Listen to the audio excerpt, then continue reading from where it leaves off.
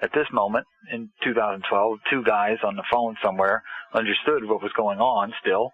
There was enough human thought left that there were critics, conspiracy critics, parapolitical analysts who remember what it was like to be human. Oh, God. Is that carrying it too far? My goodness. This is dark, folks. Oh, man. Ladies and gentlemen, the Dawn of America! One major thing to say to everybody, lighten up. Lighten up, you know.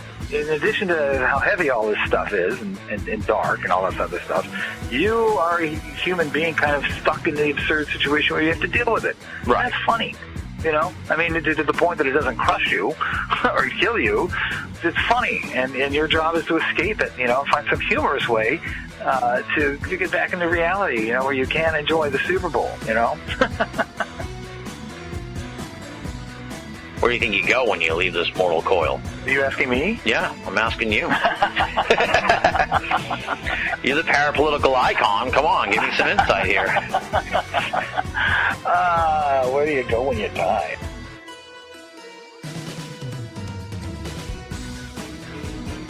Calm down, Tim. It'll be okay. I'm hoping. That's why I got you on the show here to help me out.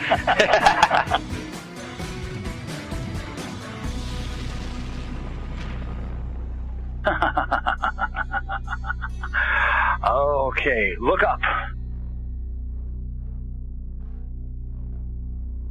And now, ladies and gentlemen, Banal of America Audio with your host, Tim Banal. What is going on, my friends? This is Tim Banal of banalofamerica.com with another edition of BoA Audio Season 7. I hope all of our awesome American listeners are having a fantastic 4th of July. Hopefully this episode reaches you in time to enjoy the program during the holiday, especially all the folks out there. I know you're out there listening who have to work during the holiday.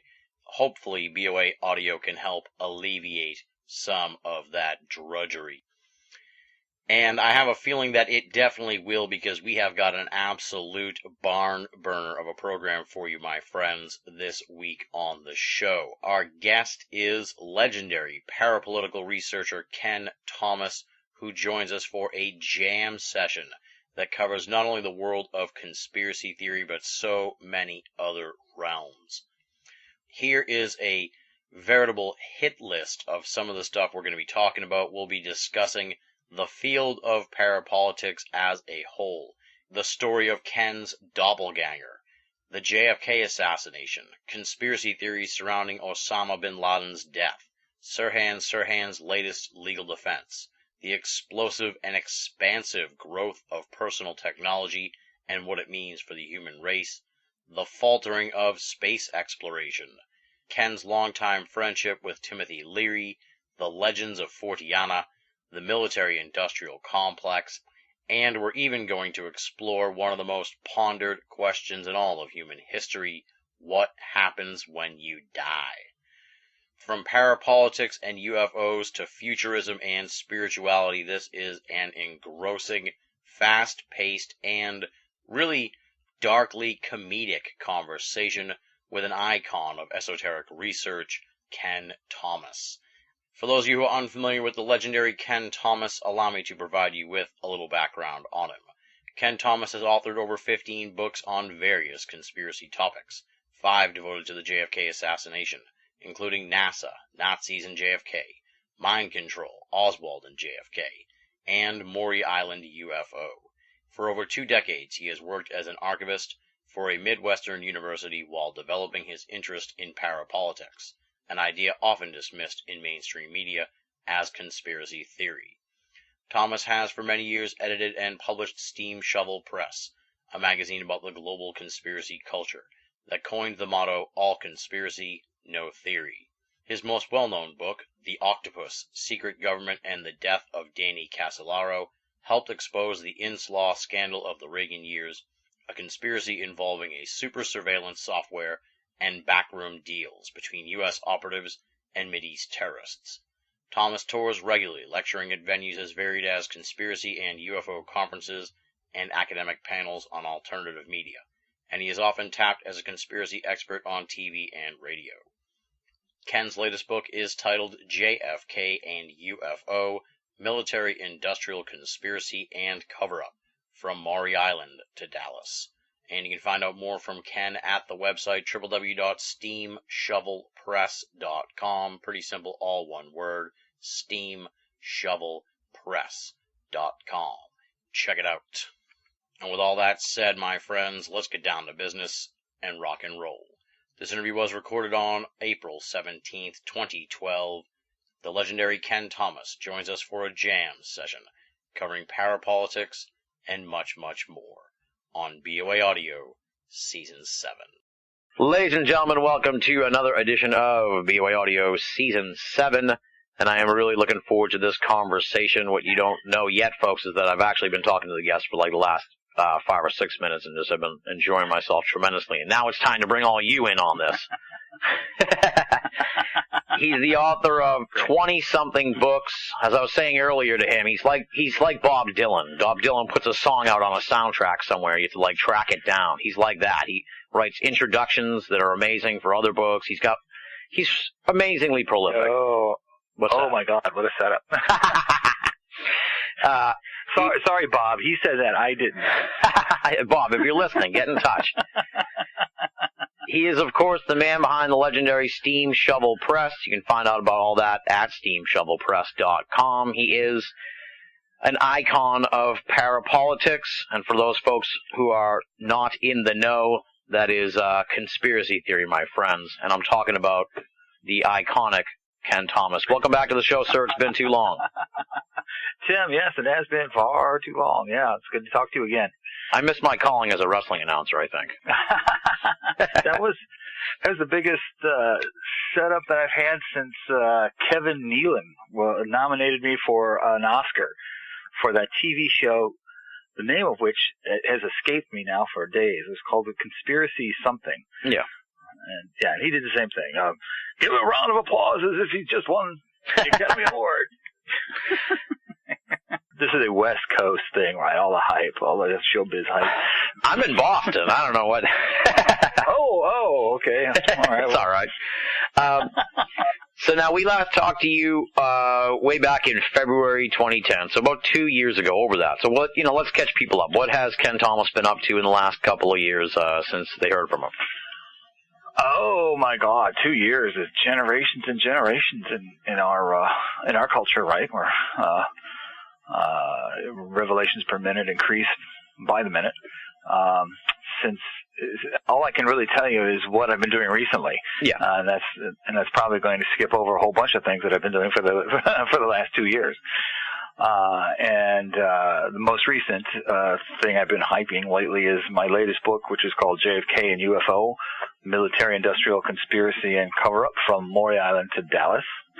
And of course, I'm still doing steamshovelpress.com, and I'm finding myself in various books.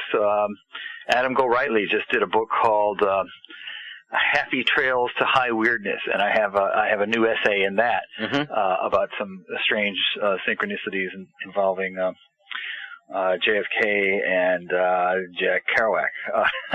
Oh yeah. We just talked to Adam, had him on the show, so I actually. Yeah, really? Did he mention the Route 66 business? Oh, he did. He mentioned that. Yeah. He didn't mention the doppelganger story, though, and I'm going to ask you about that later on tonight. Okay, great. That spooked me out.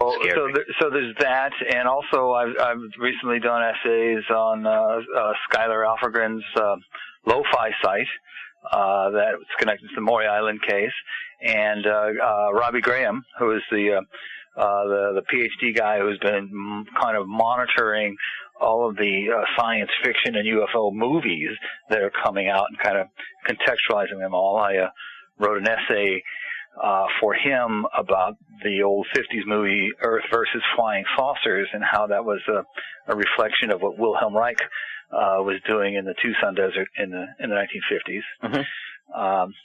So all that's up there online to be had. Yeah, so you've been doing a lot of cooking.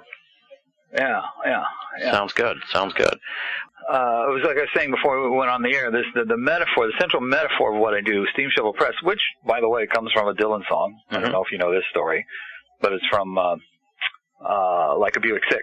That's right. Takes a steam shovel mama to keep away the dead, or again, I can't even remember the quote. But the idea was, the idea is, an accumulation of data over time. I needed to create some kind of, metaphorical thing to push the data off the desk and out of the brain, and totally failed at that. Because the more I do it, the more data there is, the more information there is to analyze and to try to understand and to put out for other people to help me understand, that kind of thing. That's right. The desk just got bigger, right? That's right.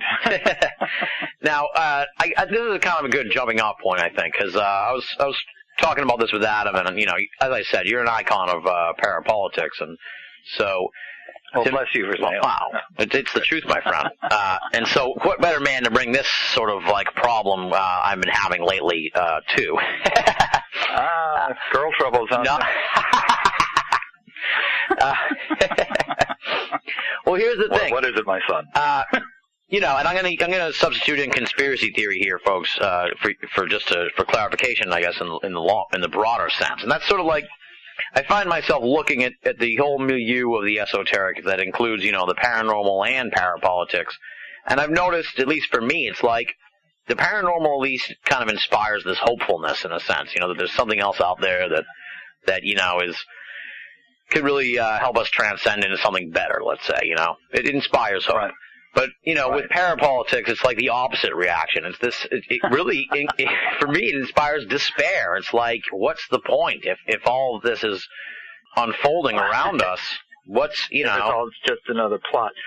Right, okay. Well, I can understand that. Of course, the prefix para just simply means running alongside. Mm-hmm. And what paranormalism and parapolitics both do is run alongside the normal, or the political. And you're right, the picture of the political culture that you inevitably get by doing this kind of research and writing is a very depressing one. It's all about assassinations and manipulation and that kind of thing. But more depressing than that would be if you never had a discussion about that, what's going on. If you never had a community of people looking at it, trying to understand it, talking to each other about it, exposing it. To me, that's a very positive process, Yeah. And I've met so many people who are creative giants and they're extremely intelligent people. I mean, you can't really understand the culture that you live in if you don't understand its dissidents. And you can't have a dissident, of course, if you can look at your political culture and say how depressing it is, and how it shouldn't be that way, and how and how we're going to move beyond it. Interesting. Yeah, I see what you're saying. Yeah. So yeah. I've been getting that for years. Ken, you're so negative. You're so you don't seem negative at all to me. Well, that's the idea. That's the point. Is that yes, I am bringing negative things to your attention. Yeah. And kind of like, though, in partnership, saying, see this, isn't this not right? And, shouldn't we make something of it? I see your point. I just can grow concerned about sort of an end game scenario where it's like, I don't see how we can get out of this mess we're in at this point. We're not talking about the villagers being upset with, the king or something where there's 50 of us and one of him. This thing's grown out of proportion, I guess. That's right. I mean, it does seem kind of lame to, once you've, talked about the Kennedy assassination, JFK, RFK, Martin Luther King, all that kind of stuff, just to tell people that, well, what are you going to do? Vote? Voting seems kind of lame, actually, although everybody should do it. Yeah. It's really only the first step in trying to take care of what the problem is, or to redress it in some way. So yeah. I don't remember Robert Anton Wilson had a little. I wish I could remember this little ditty that he used to say about drink your beer and let the neighbors vote. And that's I think it was actually Yeats that he was quoting. And there's something to be said for that, because we're coming into another political season, right? And our choices are Barack Obama and Mitt Romney. Yeah. And I'm in many ways I'm a big supporter and a big fan of Barack Obama, but on the other hand, he's also like appeased the Wall Street bankers and really dragged his feet in a lot of ways that people found him to be very disappointing because of that. But on the other hand, Mitt Romney is kind of the visible representation of the invisible powers that we've been deconstructing all these years. So yeah, it'll be interesting to see how all this shakes out. Yeah. All right. Well, you've talked me a little bit further back from the ledge, so nice job. Oh, okay. Well, shoot. Well, we'll get into more general conspiracy theory talk in a little bit, but this thing's on my mind here because we talked about Adam's book, and I mentioned the doppelganger story. Can you just tell this story, and let's sort of like dive into what the hell you make of it, because I'm just completely baffled by it. Okay, this is my doppelganger? Yeah, your doppelganger. This is. Does he have that in the book? It's in the book, yeah. The picture isn't, unfortunately. Really? I hoped the picture would be, but it's not. He does not have the picture? No, but the story is, and it blew my mind.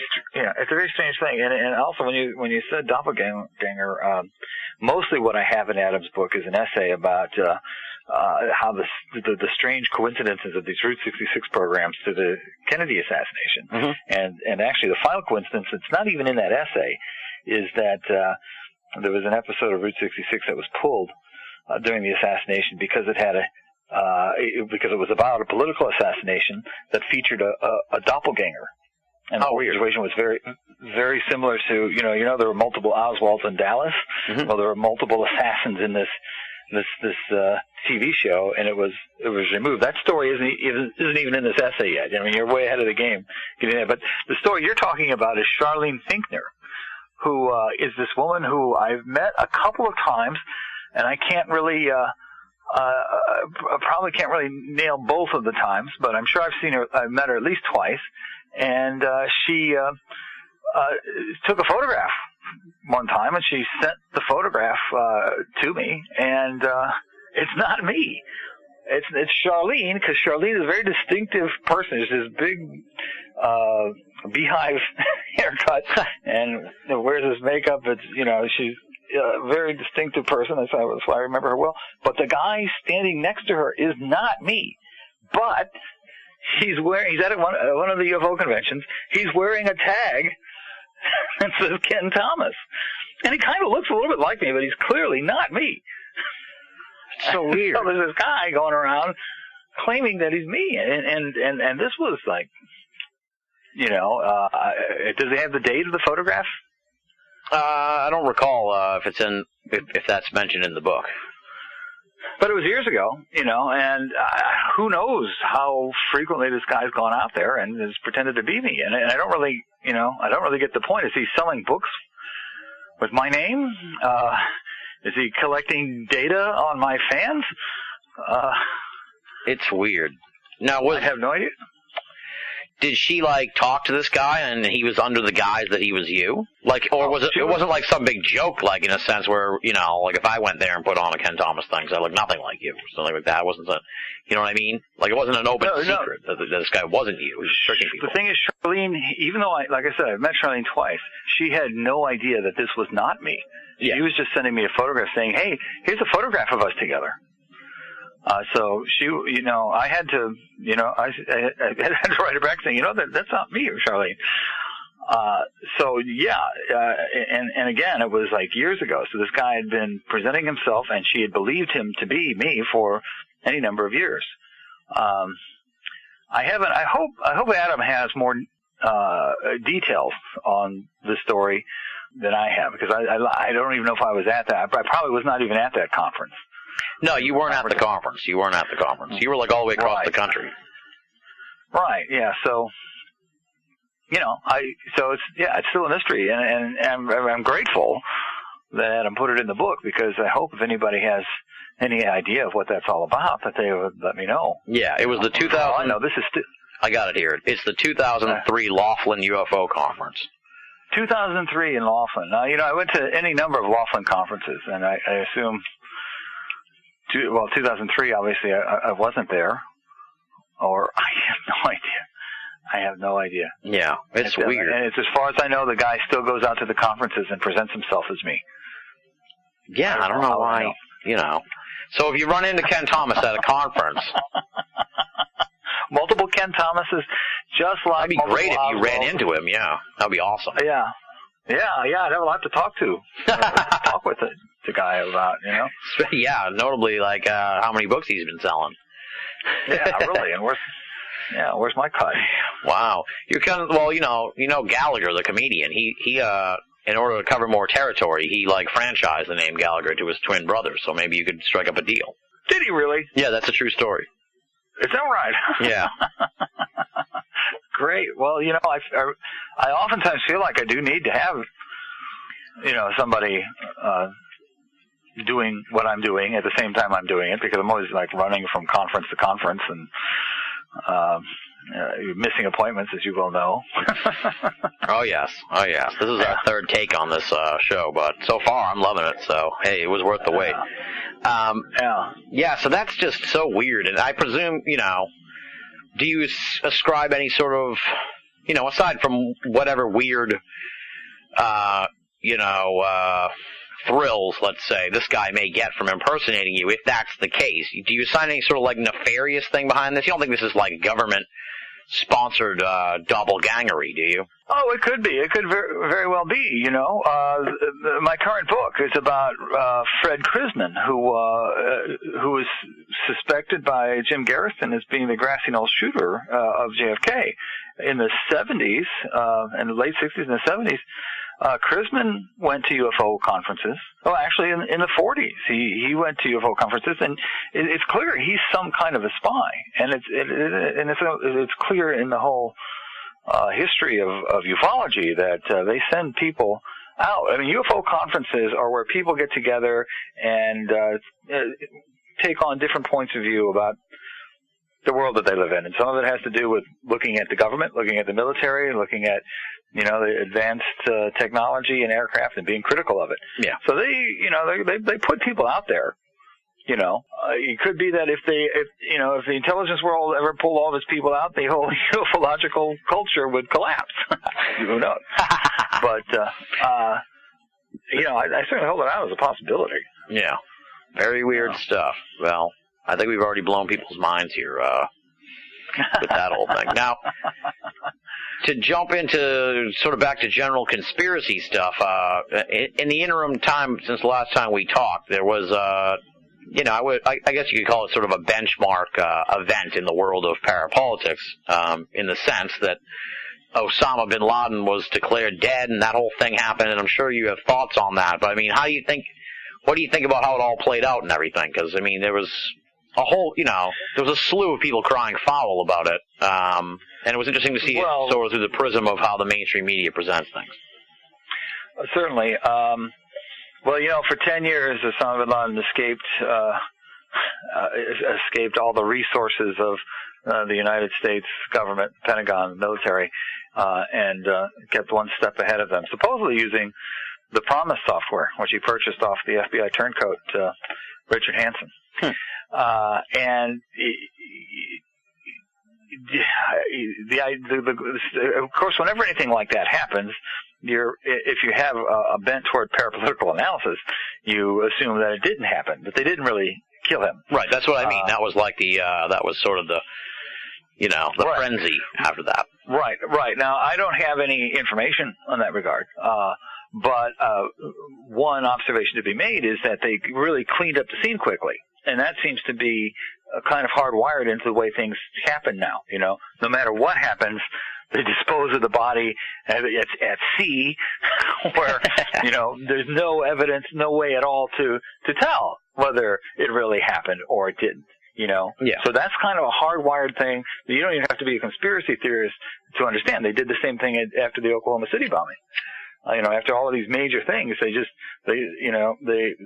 you would think that after all this time, with all these questions about major events, that the impulse would be going the other way, to not disturb crime scenes, to do what you can to preserve for future studies so that we can understand what really happened. But no, more and more as time goes along, it's get it over with quick, get it cleaned up quick, that's so that people don't answer questions, and that's inevitably going to make people more suspicious. So I'm not surprised at all that there are theories that Osama bin Laden is still alive. There are theories that that he wasn't alive at that point, that he'd been dead for years, that he was never really real. All these things. Well, you raised an interesting point there as you were. Shit! I lost my train of thought. Hold on, that cough knocked it out. Let me. Well, that was easy, wasn't it? Let me tell you a story about the plane, the plane no plane business in 9/11. Yeah. We went to D.C. Everybody there who worked at the hotel saw the plane, but they also saw the security cameras that took all the footage of the plane. That still has not surfaced. So there's the real question. If they don't want these conspiracy theories to develop, why do they do that? Do they not release that footage? Why are they so quick to destroy any evidence of Osama bin Laden's body? Exactly. Exactly. So you got to think that in part all this stuff is being encouraged by the powers that be. That was the train of thought that had left the station and just pulled back in while you were saying that.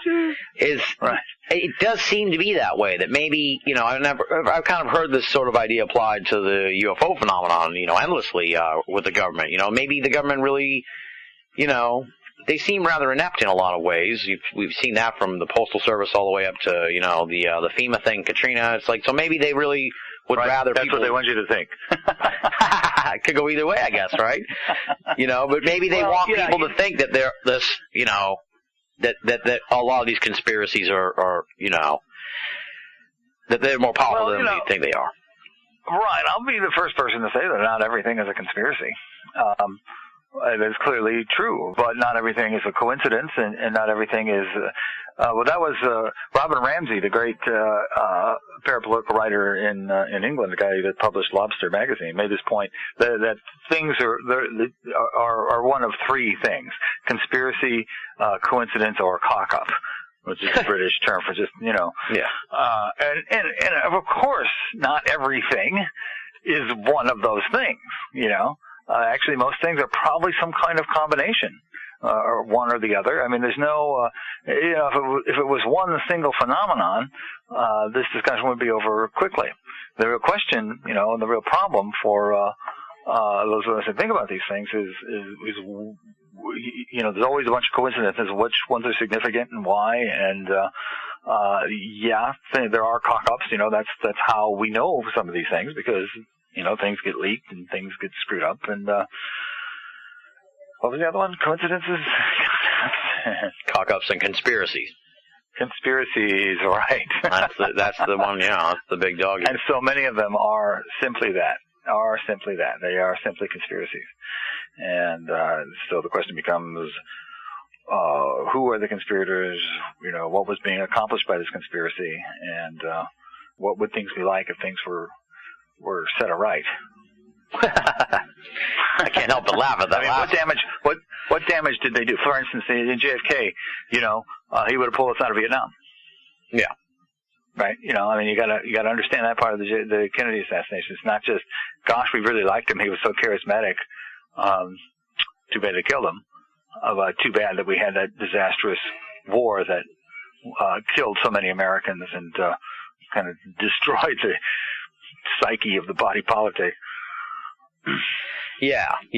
Well, you know, I guess this is as good as time as any, I guess, to jump into sort of the JFK discussion, because he said, you know, a lot of new stuff seems to be coming out, or at least a lot of talk. I mean, we're going to be hearing about this, you know, for quite a bit. What do you think of that? You know, you're right. People are kind of in anticipation. For instance, the Secret Service agent Clint Hill just released a book about his life with Jackie Kennedy, and they made a big thing about this on the media as if it was a news thing. The idea that Jackie Kennedy, when JFK is shot, she's basically trying to recover a piece of his skull or a piece of his brain that comes out. I mean, we've known that for many, many years, but I'd actually seen that reported as the new news item that Clint Hill has just produced in his new book that he just released about his years with Jackie Kennedy. I'm like, well, where you guys been? Yeah. We know this. But that is very interesting in that it gives you an opportunity. You know, Clint Hill is a believer in the Warren Commission. I mean, here's a guy who was right there in the motorcade, and he believes all the shots came from the book depository. Oh, wow.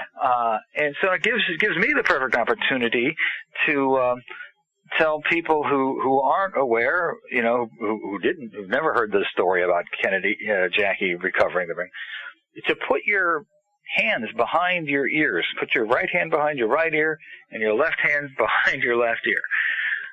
The shots that Clint Hill believes happened come at your right hand from above. The piece of skull and the piece of brain that Jackie retrieves it goes out and down from the left side. So not only does Clint Hill believe this impossibility, so basically what he's saying is that the bullet enters kind of in the middle of JFK's head, turns around and goes out the other side. Not only does he believe this nonsensical thing, but he doesn't even say things like, well, it may seem counterintuitive, and I know this sounds strange, but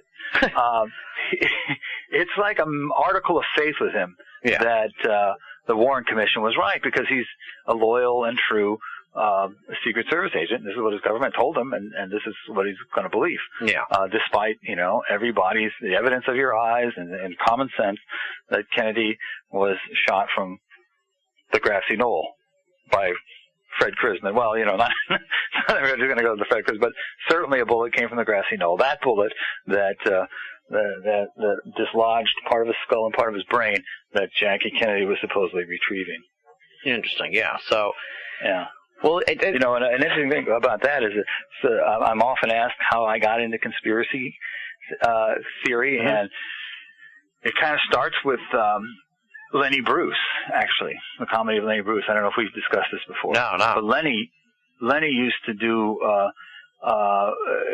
used to point out when those photographs of Jackie Kennedy in the limo were first published in Time magazine.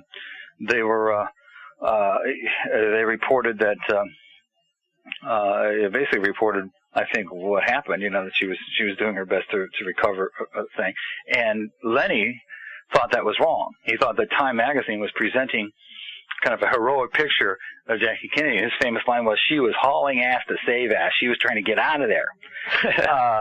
You know, which is, you know, from everything that Lenny had there in front of him, that's a perfectly right thing to say, and it's certainly true that that's what Time magazine and mainstream media wants to present all the great political leaders as great heroes. Interesting. But that's and you can see that Dustin Hoffman does that in the Lenny Bruce in the movie biography of Lenny Bruce, and the way I got into conspiracy theory is that Lenny Bruce's quote autobiography was actually ghosted by Paul Krasner. And you know Krasner, who was the guy who published The Realist for many years, a satirist writer, one of the yippies of pals with Abby Hoffman and so forth. And Krasner, you know, once I read that about Lenny Bruce, I started reading Krasner. Krasner introduced me to the writings of Mae Brussel, of whom he was one of her many great proteges, along with John Judge and Dave Emery. And so that's how I, so you kind of pivoted from this is a sick comedy of Lenny Bruce through Paul Krasner to Mae Brussel, the maven of conspiracy writers. Absolutely, yeah. Wow. Yeah. That's some pedigree there. Yeah. Now, do you think, I've always sort of espoused the belief that this UFO thing will kind of come around as generations go on, in the hopes that, more young people will believe in looking at this thing with a fair shake sort of perspective. As we come upon this big anniversary of the JFK thing, do you think we'll have any motion in that glacial pace towards sort of getting to the bottom of this, or do you think it's going to be same old, same old? I mean, you're saying they're already putting out stories like that are old news anyway, but, I mean, how do you think this is all going to go down and be portrayed? Well, files, of course, are always being petitioned for and always being released. There was a big effort after Oliver Stone's movie. And there's a Washington Post reporter whose name escapes me now, but easy to find out, but who is still trying to recover a whole bunch of important files that having to do with the anti-Castro Cuban milieu that Fred Krisman was a part of. Those they're still sealed. Those records, specifically the ones that have to do with Krisman that my book is about, it's still sealed. And why? And certainly, once they're released, new information, may come out. But it's not going to change the basic dynamic. I'm often, obviously the title of the book, JFK and UFO, brings a question around, what does one have to do with the other? Right. And there are people out there that think that JFK was killed because he was about ready to expose what happened to Roswell. And that's not what I say. To me, that's kind of like the vulgar view of the point I'm trying to make. And that is that Kennedy, Jim Garrison, one of only a couple of people to ever bring a prosecution on the JFK assassination to the American courts. He believed that Kennedy was shot by Fred Krisman. The guy who pulled the trigger was Fred Krisman, who was the subject of my book. And he believed that Krisman was in the employ of Boeing. That it was all part of a kind of a military-industrial complex, and Boeing's little part is they supplied this assassin because JFK had given the contract for something called the Tactical Fighter Experimental to General Dynamics when it was supposed to go to Boeing. So Boeing's little contribution to the assassination was to provide this assassin. And that contract, the TFX fighter, which was the last thing that Kennedy ever spoke about, the last talk he gave at the it wasn't at the trademark, he was headed to the trademark, wherever he spoke, was about the Tactical Fighter Experimental, which eventually became the F-111 of the fighter planes that were sold to Australia. And as part of that whole apparatus, that's where they got the funding corridor that helps create Pine Gap, which is the Australian version of Area 51, the secret base that has this, the connections to the satellites. In Area 51's case, it was a connection to the U-2. And then if you pivot from there to an understanding of Oswald being someone who served at the Atsugi base in Japan where the U-2s flew out of and defected to the Soviet Union and gave them the information they needed to shoot down Gary Powers' U-2, whose last job before the book depository was with Jagger-Chow Stovall, a photograph firm that processed U-2 film. If you understand that Oswald was a spy connected to the U-2 program and that the U-2 was created at Area 51, and you start putting together all these little pieces that we are, getting that full picture of what the military-industrial complex is. This huge science fiction nightmare of assassins and mysterious advanced technology and possible interaction with, alien and extra-dimensional forces and all that stuff. That picture isn't going to change with the 50th anniversary. Yeah, very weird. Now, what do you mean by possibly? I mean, I've heard sort of the theories and stuff, but the fact that you alluded to it makes me want to ask you to elaborate more, and that's just sort of the idea of the military-industrial complex sort of at work with some other entities of some kind, for lack of a better term. What are your thoughts on that whole line of thinking? Well,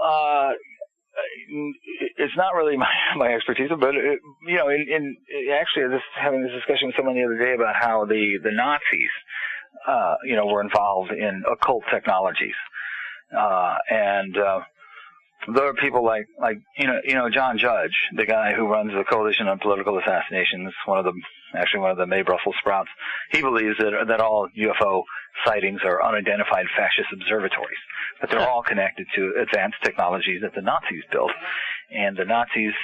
And the whole story of Chrisman is it's his connection to the Paperclip project, Operation Paperclip, which brought all of the former Nazi scientists into our space program. Werner von Braun and Walter Dornberger, the slave masters of Nordhausen that helped us go to the moon and created our great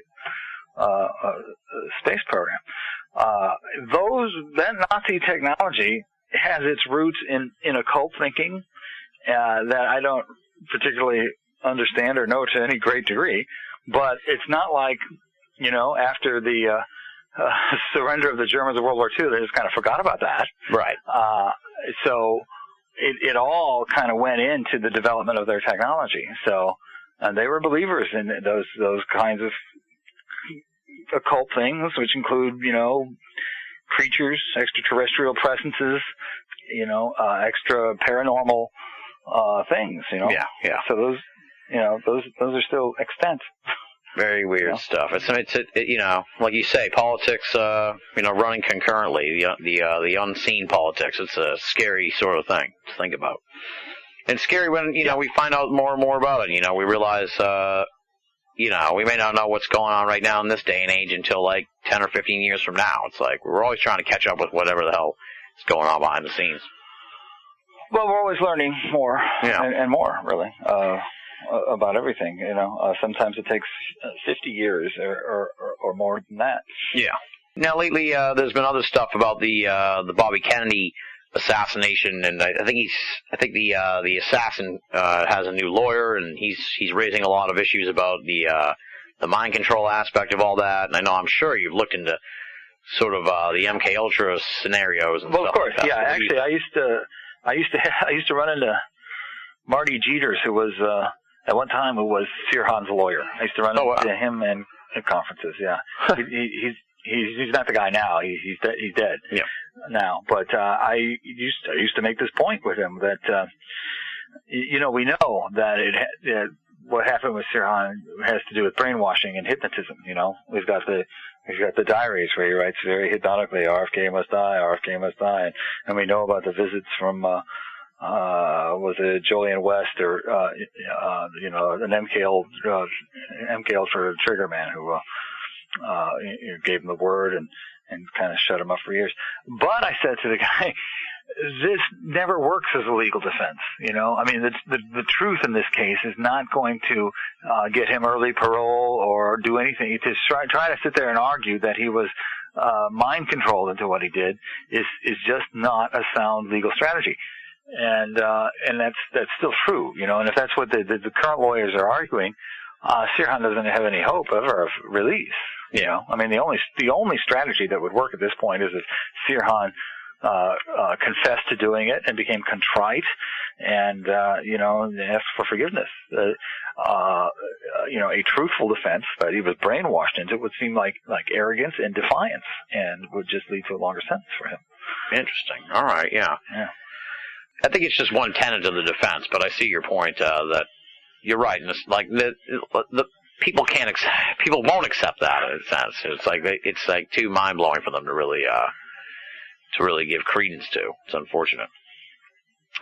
Right. Well, the law, the law is the law, and it doesn't necessarily have anything to do with the truth. The two large books out there that are defensive of the lone nut theory, which is so rarely held. Most people, 90% of the people that you talk to in this country, including the U.S. government itself, understand that JFK was killed as a result of a conspiracy. Two people who don't. One of them is Gerald Posner, who wrote the book Case Closed, and famously of late was fired from his job on one of the websites, Cost or Beast or one of them, for multiple plagiarisms, and now works for the brother of Hamid Karzai. Guy is totally discredited as a writer now. And the other one, who wrote 1,500 pages defending the lone knot theory, is Victor Bugliosi, a lawyer devoting all these resources and all of his, his brain power to an indefensible position, going on for 1,500 pages. And it's rare. Not a lot of people do that. It's really stupid, and if he had a clearer view of what he was doing, he would be embarrassed. Yeah, it's weird how. Well, it's. I don't know. It's just kind of strange too on a cultural level, and I think I talked about this with our mutual friend Greg Bishop back towards the end of the year. And that's like that there are these sort of accepted truths in society that are still never acknowledged in a sense. You know what I mean? Like there was a conspiracy to kill JFK and that the government's covering up UFOs. It's like people generally accept this, but they can never really get over the hump of actually, doing anything about it or the media does not accept it. To the media, all the people that believe those things are just crazy people who haven't listened to them long enough, the media itself long enough, and been brainwashed by, standard points of view. But if there's something hopeful about the culture that we live in now, is that I think that's eroding. How many people really do you know actually buy into this dumb show of MSNBC on one side with Rachel Meadows and Fox Network with Glenn Beck or Sean Hannity on the other? How many people really, and intelligent people that are not geniuses, they're just people with common sense and a certain amount of literacy. How many people don't understand that that's some false dialogue that's carried on nightly in support of an utterly corrupt political system? It's only too obvious. And the major networks that used to put that stuff out, they've all faded. CBS, NBC, ABC. They're still out there, but they're gone. These current news networks, they're scrambling for ratings. The real discussion is on the internet, and as much as they try to commercialize that and co-opt that, it's still more and more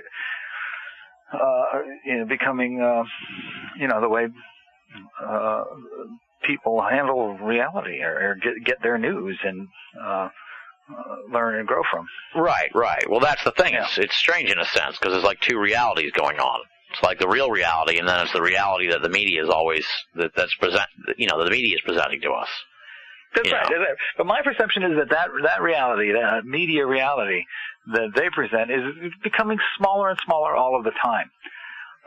The durability of it, though, the fact that every city in this country still has a newspaper. It kind of boggles my mind, these old pulp paper information storage systems things, but it's there. It's not going to be there long. It's not what it used to be. It's obviously essentially the same thing with the old time media.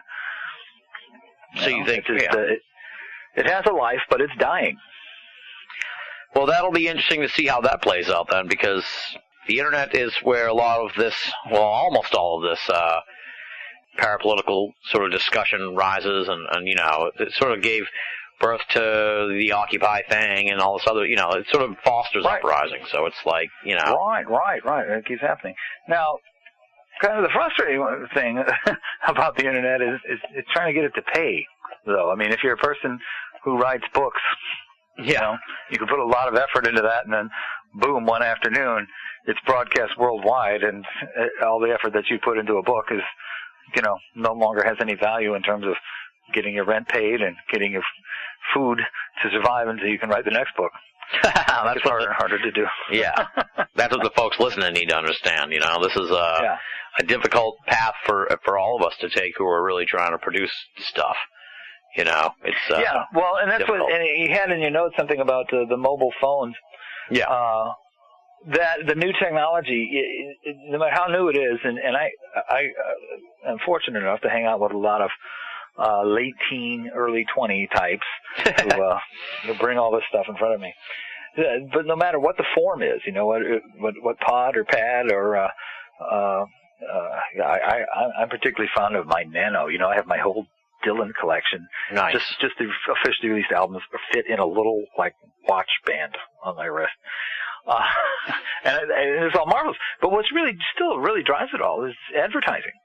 Yeah. You know, all of those pads and pods, they've all got commercials running all of the time.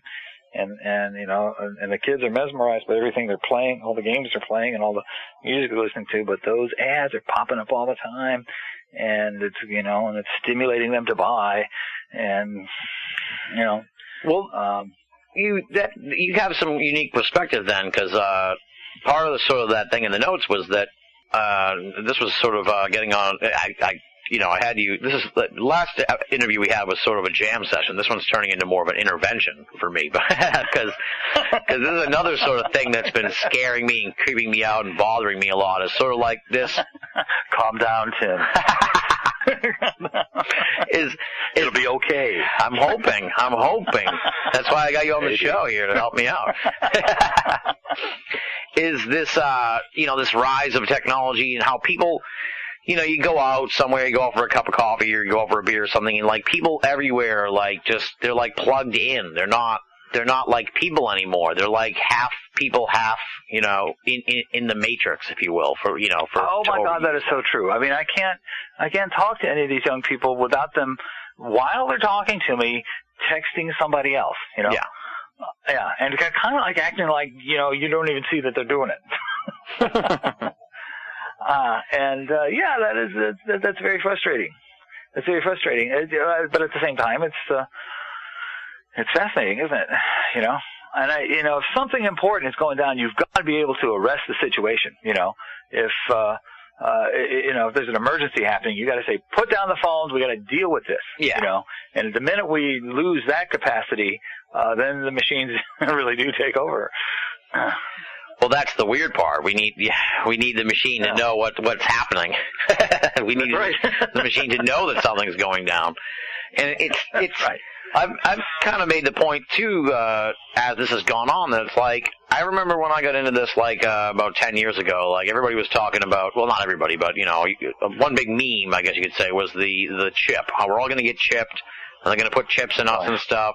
And it's like, at this point, do they even? I feel like they even need to, because everyone's just carrying around their chip. They just put it in a phone and you know, and they've sold it to people, I think. I really don't think, you know, the idea of having it put under your skin is even necessary anymore, because if you don't have one of those fancy phones, you know. Right. Well, you know, you may have put your finger on what they will eventually chip. You know, if it's not going to be a subcutaneous injection, maybe it'll be a chip that they attach to these devices, because there's still the idea of remember they were developing something called the Octopus card, which was kind of based on the Promise software, which gets back to my Octopus book. Mm-hmm. And the idea of that was that a cop or an authority or something would have a baton that they could just tap you on the butt with, and if your wallet was there and your Octopus card was in it, it read, you know, 80 gazillion gigabytes of information about you, including your credit history, your medical history, and everything else. And, right. So, you know, maybe that's what this is about. I mean, these devices are really meant to be kind of point-to-point contact amongst the young people, but, you know, they could certainly be wired to include all kinds of. And remember, the whole promise angle is not just tracking capacity, although they have that. The supposedly part of what Promise does is run the Echelon satellites and all that imagery that we get of the streets, you know, Google Maps, Earth. A lot of that is part of the extrapolation property of Promise. It's able to extrapolate and put information inside pixels. And that's how we get such clear pictures. So it's not just really a matter of tracking; it's a matter of being able to extrapolate what your next move is, you know, and intercept it. Well, it's like, you know, I noticed this this whole idea sort of that we're talking about. You know, it's like, I don't know if you've noticed this, but like sometimes when a crime will happen, they'll be able to track like the person that did it, or people who were in the area, from like their cell phone information. You know what I mean? It's like, well, we knew your cell phone was on here in this spot, and it's just like, again, why do they won't need to chip us anymore, because People just giving that information out. Right. Well, a group of kids that I know showed me an app that allows them to see where all of their friends are in the mall, and then when they get closer to their friends, it lights up more, so they know when they're close to their friends. And then if they're walking past, say, a bookstore that's just produced a new discount coupon, that coupon will appear, and they can, they don't even have to print out the coupon. They just take their little card and, they get together with their buddies and they take advantage of the sale. Weird. Yeah. See, it's so strange. And like, I heard someone they were gonna have ads that could figure out the gender of someone as they walked over or you walk by them. Tailored ads like that. They already do that on the internet anyway with people like from what you surf on and stuff. So. Yeah, well, I remember when, what was the name of the movie? The Enemy of the State. Did you ever see that movie with Will Smith? I may have, but I don't recall it very well. Yeah, it was all about the satellite imagery that we were just talking about, and this was long enough ago that Roger Ebert was still doing film criticism, and he made a point when he wrote a review that this is an exciting movie, but nothing like this would ever happen. And you go see the movie now, and it's just as tame compared to what we see going on all around us. Right. It's spooky because like this all this software you're talking about and everything. The government could have everything like overlaid. The government doesn't have to friend request you, folks. Like they can just go in there and stuff. So they can. The Google Earth thing is a good example. When you see that imagery on Google Earth, those pictures are taken at various times, and random, but the Pentagon has real-time capacity. Right. Yeah. Oh boy. So they're probably watching me right now all over my. Yeah, you're right. This is all very depressing. Well, let me see if I can find something else that isn't so depressing. Here in my notes. Well, like I said, I don't think as long as you're able to discuss it. And throw it out in the world of ideas for other people to at least know, that at this moment in 2012, two guys on the phone somewhere understood what was going on. Still, there was enough human thought left that there were critics, conspiracy critics, parapolitical analysts to remember what it was like to be human. Oh God. Is that carrying it too far? My goodness. This is dark, folks. Oh, man. So, let me see if I can bring it all around to something uplifting. Well, I talked earlier about how how the paranormal is sort of uplifting in the sense. Actually, you know what? Let's talk in the paranormal realm. And this may get depressing, but hey, that's just the way the conversation will go. But what do you make of all this 2012 business? All this hype about it. I think we're in agreement that nothing is going to happen that on the level that people seem to think. But it's an interesting sort of thing to be. It's like this weird, hype machine. Right. Well, as far as the apocalypse is concerned, I think Dylan has the best line. The end of times has just begun. And if you bear that in mind, whatever happens at the end of 2012, it may not be some cataclysmic event, but it may be the sea change that eventually leads either to Armageddon or to the millennium, to greater understanding. Yeah. I'll tell you what brings me down more so than what we've just been discussing is what's happening with the space program. They just retired one of the shuttles today. I think the last one. Right. Brought it to the Smithsonian, and we don't have. Leary was all very excited. You remember Leary was very much for space migration. That was his whole thing: space migration, intensification of intelligence, and life extension. Yeah. But then he was happy too when the internet was developing, and he kind of saw it as a kind of a remaking of the nervous system of the entire human race. And all that's quite true.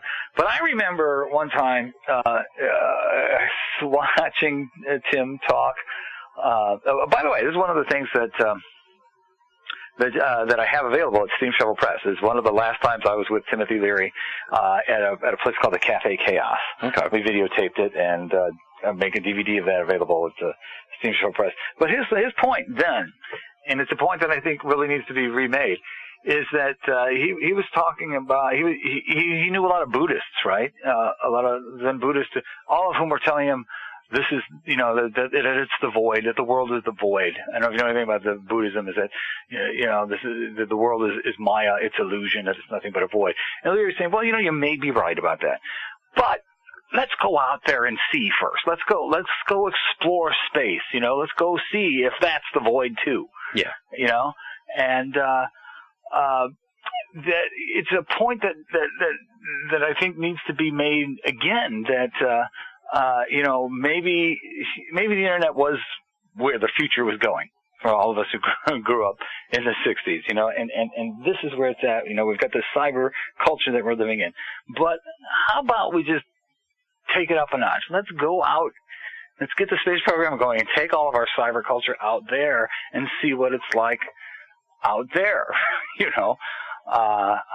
that kind of, if anything is lacking, it's that pioneering idea. Yeah. Well, that's moving forward with it all. He said in the lecture, Leary said he had this discussion once with Buckminster Fuller, who wasn't into space migration. Buckminster Fuller was another great advanced scientific thinking. His point was, hey, we're already in space. Yeah, that's true.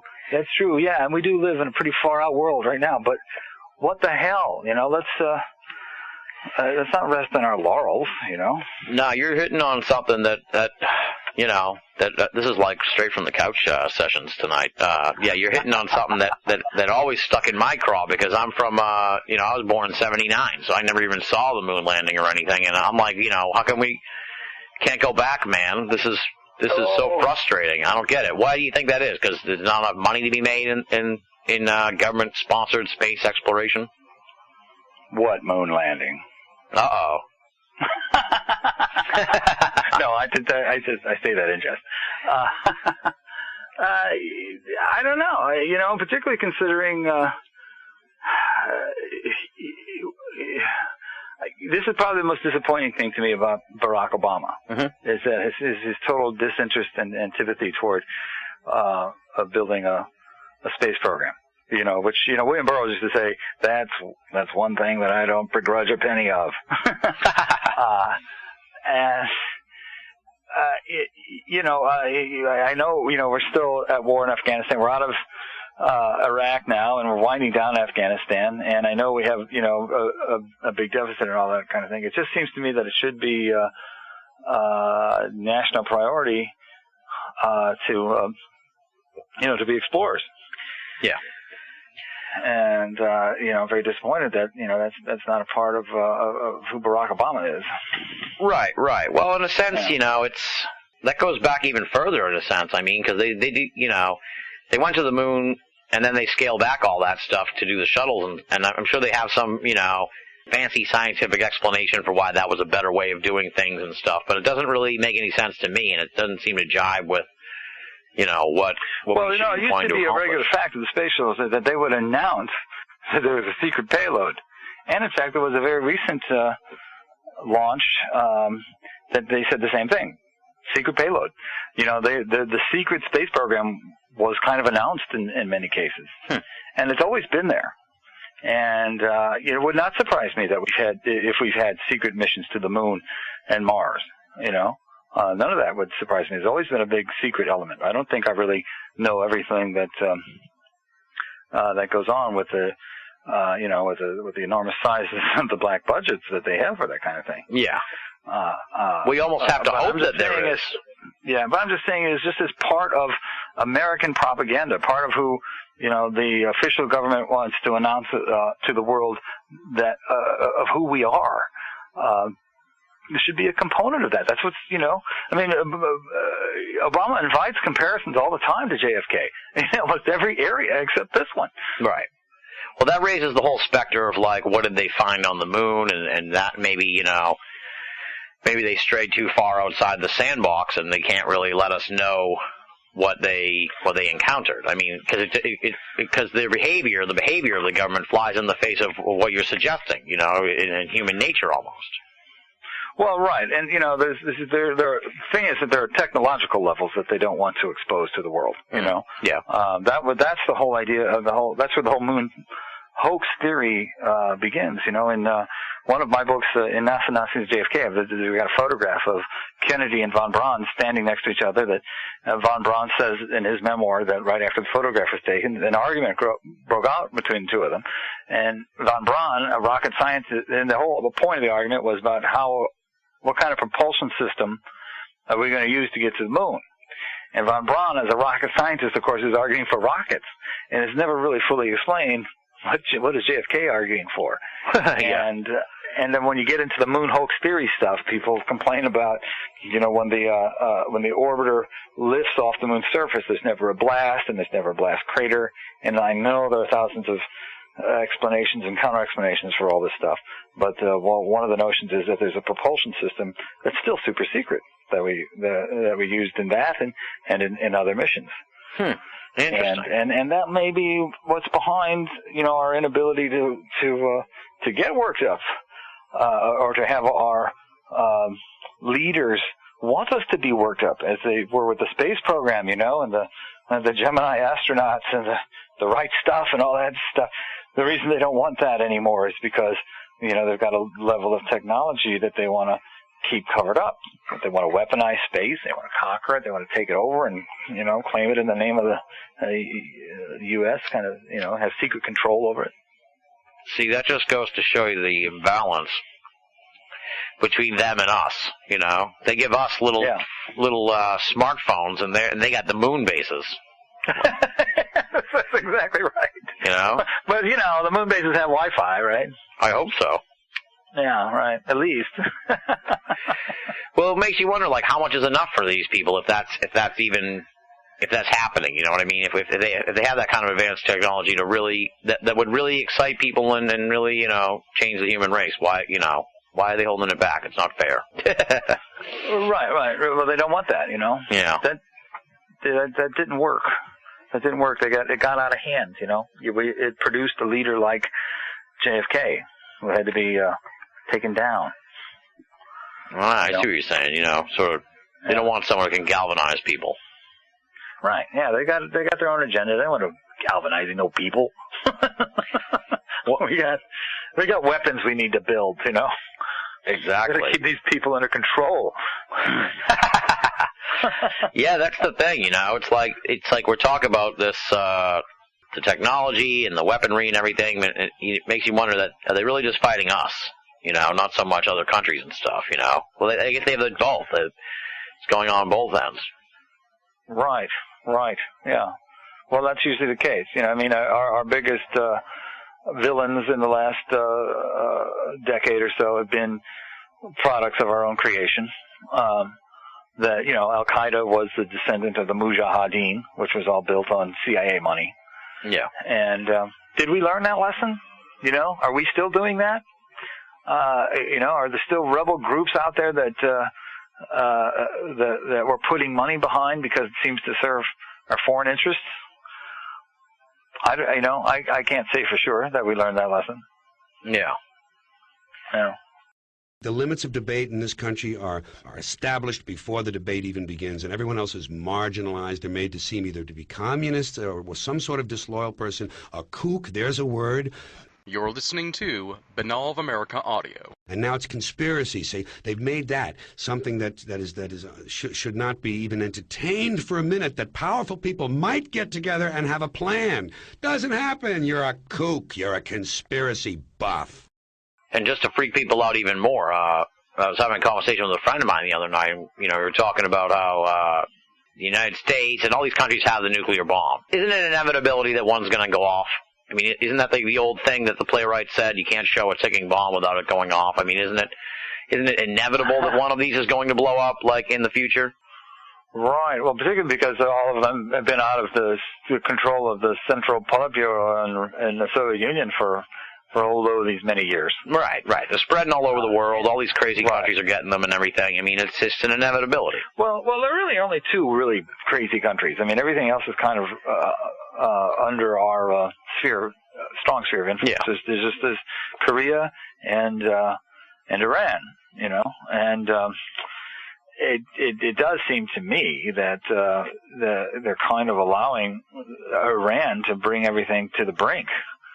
Years ago they could have ended what Iran is doing with nuclear weapons with one simple limited nuclear bunker buster bomb. But no, Right. They're allowing the Islamic bomb to develop there, and that's a very, because maybe we need an enemy. Maybe part of what's gone wrong with the world is that we haven't had the kind of superpower divide that that gave us the competition, that gave us the space race, for instance, and built 2 or 3 super military states. Because a lot of people think that was a good thing. The military state thinks that was a good thing. Right. Well, the only thing that could come... Of course... Well, go ahead. Well, of course, Eisenhower warned us against it. Right. The military-industrial complex. And he said, here's what you got. I'm retiring. Yeah. Bye, guys. Yeah. I know. The more you look back on that, it's like a statement of helplessness more than anything. It's like, geez, this guy, he must have realized he was way in over his head at some point. As the doors are closing. Yeah. Well, it's interesting if you look at that speech, that final speech, and also the Atoms for Peace speech, which is a phrase that he took from Wilhelm Reich. He actually is describing Reich in many cases. He talks about the solitary scientist tinkering in his solitude in his own private laboratory, as opposed to the teams of government specialists who are contracted with the military. The idea of the individual pioneer and inventor and student of, in Reich's case, student, of course, of orgone energy. He said that was fading, and that that it's this kind of collectivism being done at the behest of an agenda of a super military state. That's the biggest threat to mankind. Yeah, he kind of laid it all out there then. That's kind of what happened. Yeah, thanks, Ike. Yeah, and then, Kennedy fell victim of it, and we've been living in that shadow ever since. Right. Well, you don't see any more Teslas anymore or anything like that, No, I actually don't. It's interesting. You don't really see a lot of, the only technology that you see anymore is digital, right? You don't really see a lot of people working in alternative technology areas. Right. Yeah, that's interesting, too, because there's all this talk about how they want to get, alternatives to oil and stuff. But it seems like, given the collective brain trust of the planet, you're telling me we couldn't have figured this out by now? Like, that doesn't seem to make any sense. Well, the idea, of course, is that solar energy is ubiquitous, and therefore you can't put a spigot on it and sell it like you can oil. But I don't know. In the long run, you could. Why can't you have a centralized plant for photovoltaic cells, for instance? Yeah. And create a capitalist monopoly over that technology. Right. They're too lazy, I guess, because they already have the infrastructure in place. Yeah. Well, I think actually with solar technology, it's more of a question of storage capacity. You can. I'm having that problem myself with rainwater irrigation. I have some land here that I kind of farm, and I'm trying to install the barrels that it takes to accumulate when it rains, to accumulate that rainwater and use it to irrigate the crops. Nice. But there's so much of it that your first problem in doing something like that is to deal with the overflow. You fill up your tank and it continues to go and come. Can't you put a cap on it? Yeah, but the water is still coming down. That's true. Yeah. Yeah. So, and it's kind of like, it's very similar, I think, with solar energy. You've got it. It's always coming, so the sun's out there every day just hitting us with all this, radiation that's only up to us to figure out how to use it, but you gotta, store it for cloudy days and that kind of thing, and that involves a different kind of technology. Right. Now, God. Supposedly Obama's making inroads in developing and the auto industry with the Volt and things like that. They're in developing snail's pace alternatives to oil. Well, you actually now that brings up a whole other thing that I was going to ask you about when we were talking about the space thing. You must be at least kind of enthused about this sort of like privatized space industry that's arising. At least someone's getting behind space travel and everything. Right? Yeah. Well, I mean, there should be a lot of money in it, and more power to the private developers. It's really the only way to go. We're still faced with all the problems that we grew up with: overpopulation, pollution. The world as we know it. So all the resources are up in space somewhere. That's true. Yeah. Well, you just touched on another sort of realm I wanted to ask you about, and that's a conspiracy, I guess you could say, that's beyond the powers that be, if you will. Barring, of course, weather manipulation, and that's just sort of like this whole changing planet idea. I mean, like I said, I live in Boston. We got maybe like a half a foot of snow this year. That's like unbelievable. And I know things are like cyclical, and the weather's sort of its own, mysterious entity, if you will. But I mean, doesn't it seem like things are getting weirder and weirder with the weather? Yeah, it does. Those are, of course, our subjective experiences, and you have to compare that to actual data. That's true. And also, just because that is happening, that doesn't mean it's a man-made product. It could be that the sun is heating up. And there's nothing we can do about it. One way or another, Leary used to always say that these are just signals. They are signals from the environment telling us to migrate. Where are we going to go? Space? Yeah, that's the idea. I guess so. Yeah. Well, once you've filed your nest so much you can't live with it anymore, you've got to fly away. Well, things would be a lot better if we could, get out there and spread out a little bit. But who knows with the human race? We need some kind of I don't think we're ready to leave in a sense, There's this schizophrenic state going on, It's very unfortunate. I'm ready. I'm ready. I'll take the next, what did Tim call them? High orbital mini-Earths. That's what we needed to create. High orbital mini-Earths.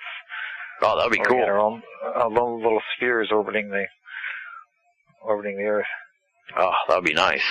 Yeah. How do we keep getting onto this futurism? We're supposed to be discussing. What's that? Conspiracy. How do we keep getting onto this futurism business? We're here to discuss conspiracies.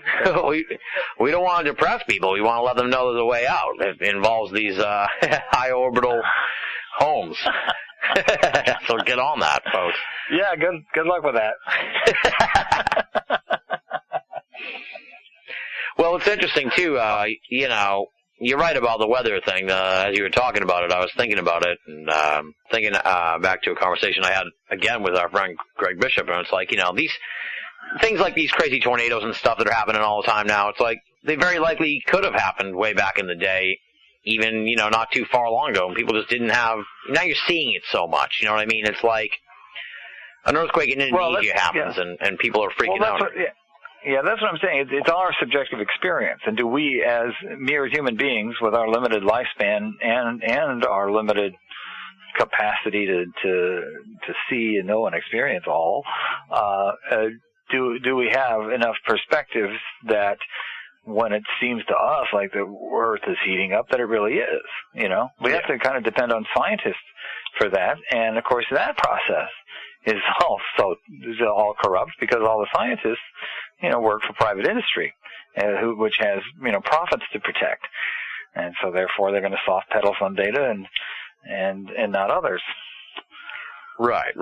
So again, and that's good. It's a good way to bring this back to the main point, is that you've got to keep in mind conspiracy, if you want to call it conspiracy.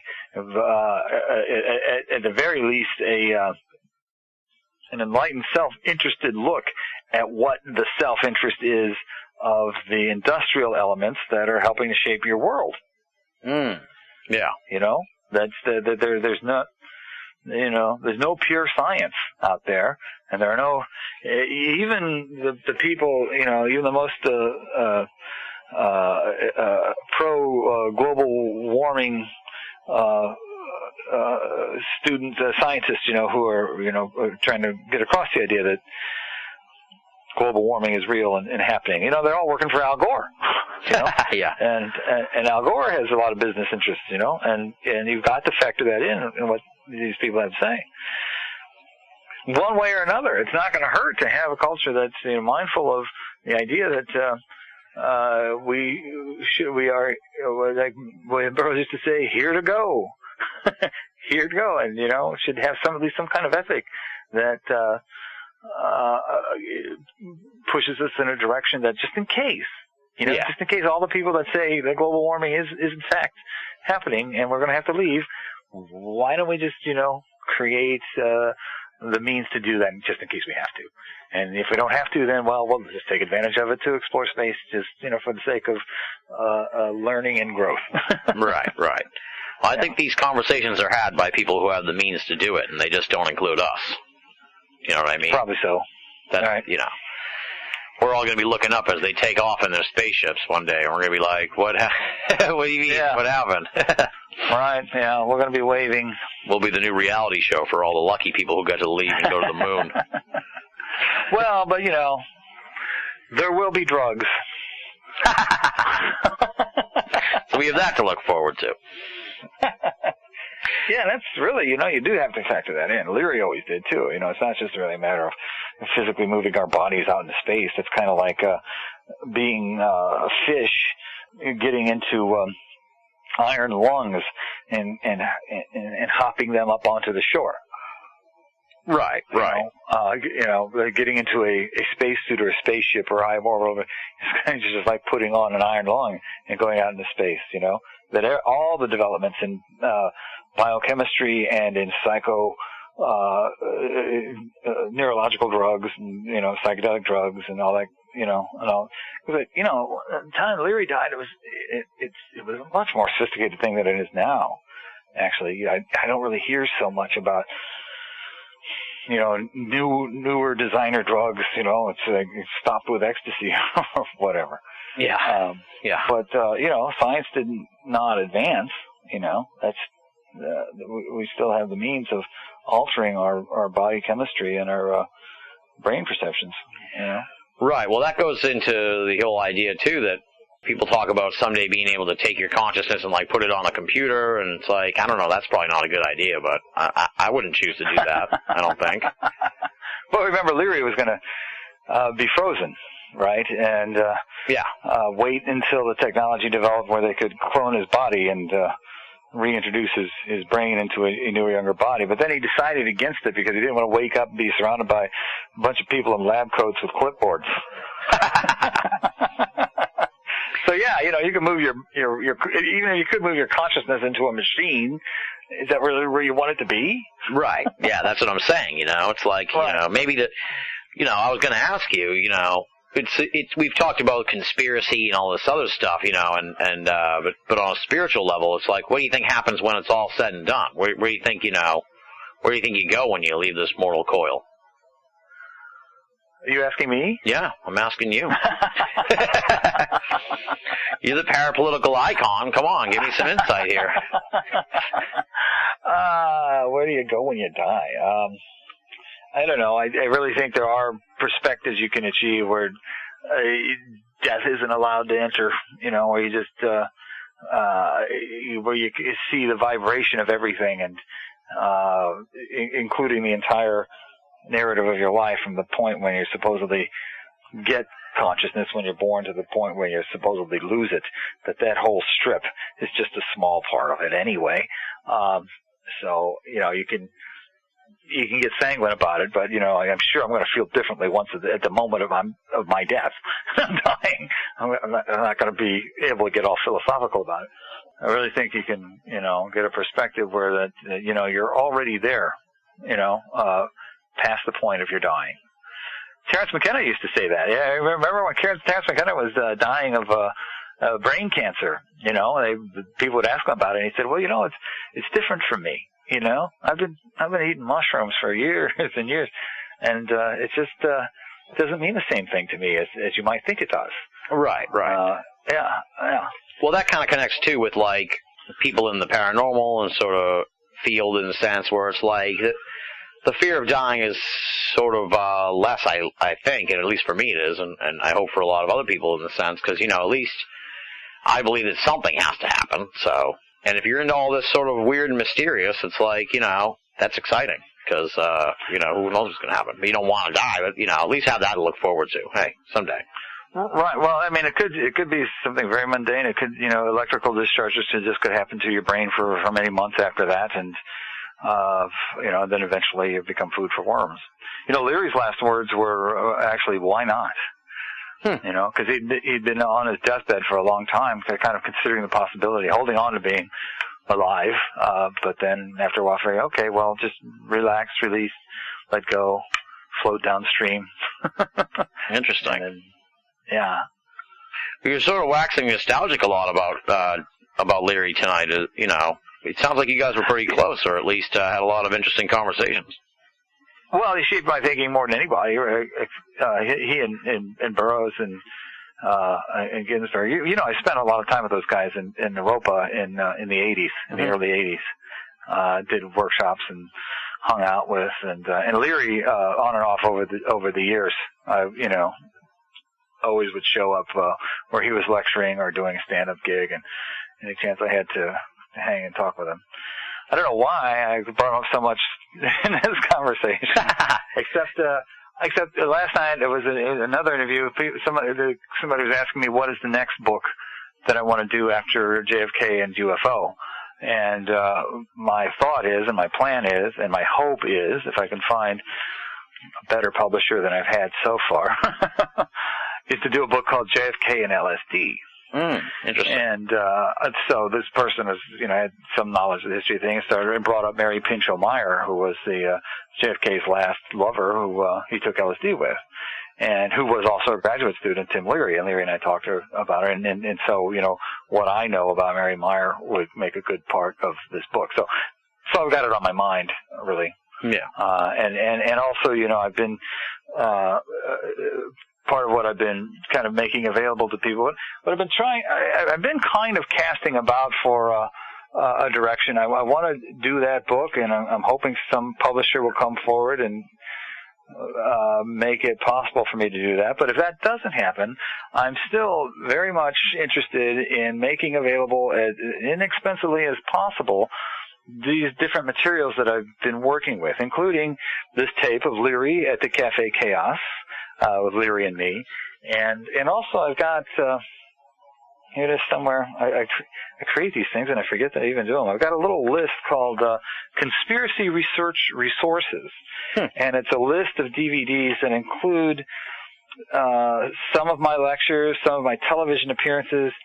Maybe I can find the name of that Kevin Nealon show. I'll be damned if I can remember that. Okay, well, I got, you know, my various TV appearances on DVD, things like a lecture or a 1967 television appearance by Arthur Kessler, where he explains the concept of bisociation, which is a very important concept in understanding how conspiracy theory works, where you will see two disparate news stories and cross them and then come up with kind of a third truth. And you know, and I've got a couple of PDF books, you know, essays of some of my adventures in the subculture. Nice. And, you know, I've got a list like that I want to make available to people, and the Cafe Chaos, and just get people interested in the whole process of studying what this is all about, and maybe encouraging some people to do work on their own. All right, you know, above and beyond trying to get that next book contract with a bigger, better publisher. All right, you opened up a door here for another question, but for all the folks out there that are pulling their hair out, it's the Conspiracy Zone with Kevin Nealon. That was it, yes, Conspiracy Zone, of course. Yeah. Of course. And the story, actually, now that we got it, the story that I was telling about it, my appearance on there had to do with Marilyn Monroe, right? Because unlike the all-purpose conspiracy theorists, they needed a Marilyn Monroe guy, so they had two panelists. They needed a third one. One of them was Jonathan Vankin, who was this marvelous writer. Maybe you know him. He wrote the 50 Greatest Conspiracies of All Time. It rings a bell, yeah. He writes for DC Comics now. He's a great guy. Oh, wow. He was there, and he was arguing that Marilyn Monroe was killed by the mob. And then there was this actress. Her name was Leanne Walters, and she was saying that Marilyn had committed suicide, and she was just a big fan. She wanted to be a Marilyn Monroe. And then there was me, and I came on and I said that Marilyn was killed by MJ-12. Oh, wow. and it was because she was talking about JFK taking her out to Area 51 to see the alien bodies. And I produced this document. There's a thing called the Spiriglio document. It says precisely that. It's a transcript of pillow talk between RFK and Marilyn Monroe, which she says that his brother had taken her out to the desert base to see the things from outer space. And the date on it is the day right before she was killed. So I had probably the wackiest theory out there about how Marilyn Monroe died, but I was the only person who brought any documentation. Oh man. Well, yeah, that's what separates you from that's what makes you a parapolitical icon, folks. That's right there. That's a good sort of jumping off point, I guess, is like you talk about sort of like resources and stuff for people, and how you got into all this and discovered Mae Brussell, and I'm sure there's people that have got into this and discovered you. I mean, maybe you've been asked this before, but you haven't been asked it by me and on this show, so it'd be a good chance to sort of get this on the record. Okay. What's your advice, I guess, for the next generation of people into this parapolitics thing? Where should they go? What should they do? Okay, look up. That's whenever I'm with these kids that I hang out with, and really, I have this wonderful little house here, and my son lives with me, and his friends come, and he's a party animal, and I get to talk to a lot of 18, 19, and 20-year-old kids, young men and women, and when I'm talking to them, they're doing, get the same effect that we just talked about. Half the time their face is in a screen somewhere, and that's a good place to be, because you're in cyberspace, you're on the internet, there's information there, but you got to look up, and you got to look at the world and talk to real people, yeah, and see what's important to them, and then go back to the screen and see where authorities are failing them, and where crimes have been committed, and where assassination and corruption and perversion and bad things that are creating a not so good environment for the actual people around you and not the machines. Remember, it's all about the people, yeah, and not just the machines. That and read my books. And if you're on the machine, read my website. There you go. Yeah. Well, that's interesting, too, because it goes back, you say look up, and it's interesting that can be applied not just to the newcomers, I guess, to the world of parapolitics, but in a lot of ways to a lot of people in parapolitics, because it seems like and you said earlier, it makes sense that the government or the powers that be, let's say, they would be interested in the dissidents. They would want to know what the dissidents were doing. And it's conversely interesting in a lot of ways that the dissidents don't. There's like a repudiation of the mainstream almost. Like I've heard people in the conspiracy realm who are like, I don't watch the Super Bowl. And it's like, you don't watch the Super Bowl? Wow. Yeah. That's what I'm talking about. You gotta, where's your humanity? Exactly. It's like you can't get a really, it's like I feel like in a lot of ways the conspiracy researchers almost, the ones who claim to be super ardent are have blinders on in a sense, where they see just the reality, the undercurrent. They don't really sort of put the whole picture together in a way. Right. Well, one major thing to say to everybody: lighten up, lighten up. In addition to how heavy all this stuff is and dark and all this other stuff, you are a human being kind of stuck in the absurd situation where you have to deal with it. Right. That's funny. You know, I mean, to the point that it doesn't crush you or kill you. It's funny, and your job is to escape it. You know, find some humorous way to get back into reality. You know, where you can enjoy the Super Bowl. You know. Right. Exactly. Well, we're on the same page there for sure. Yeah.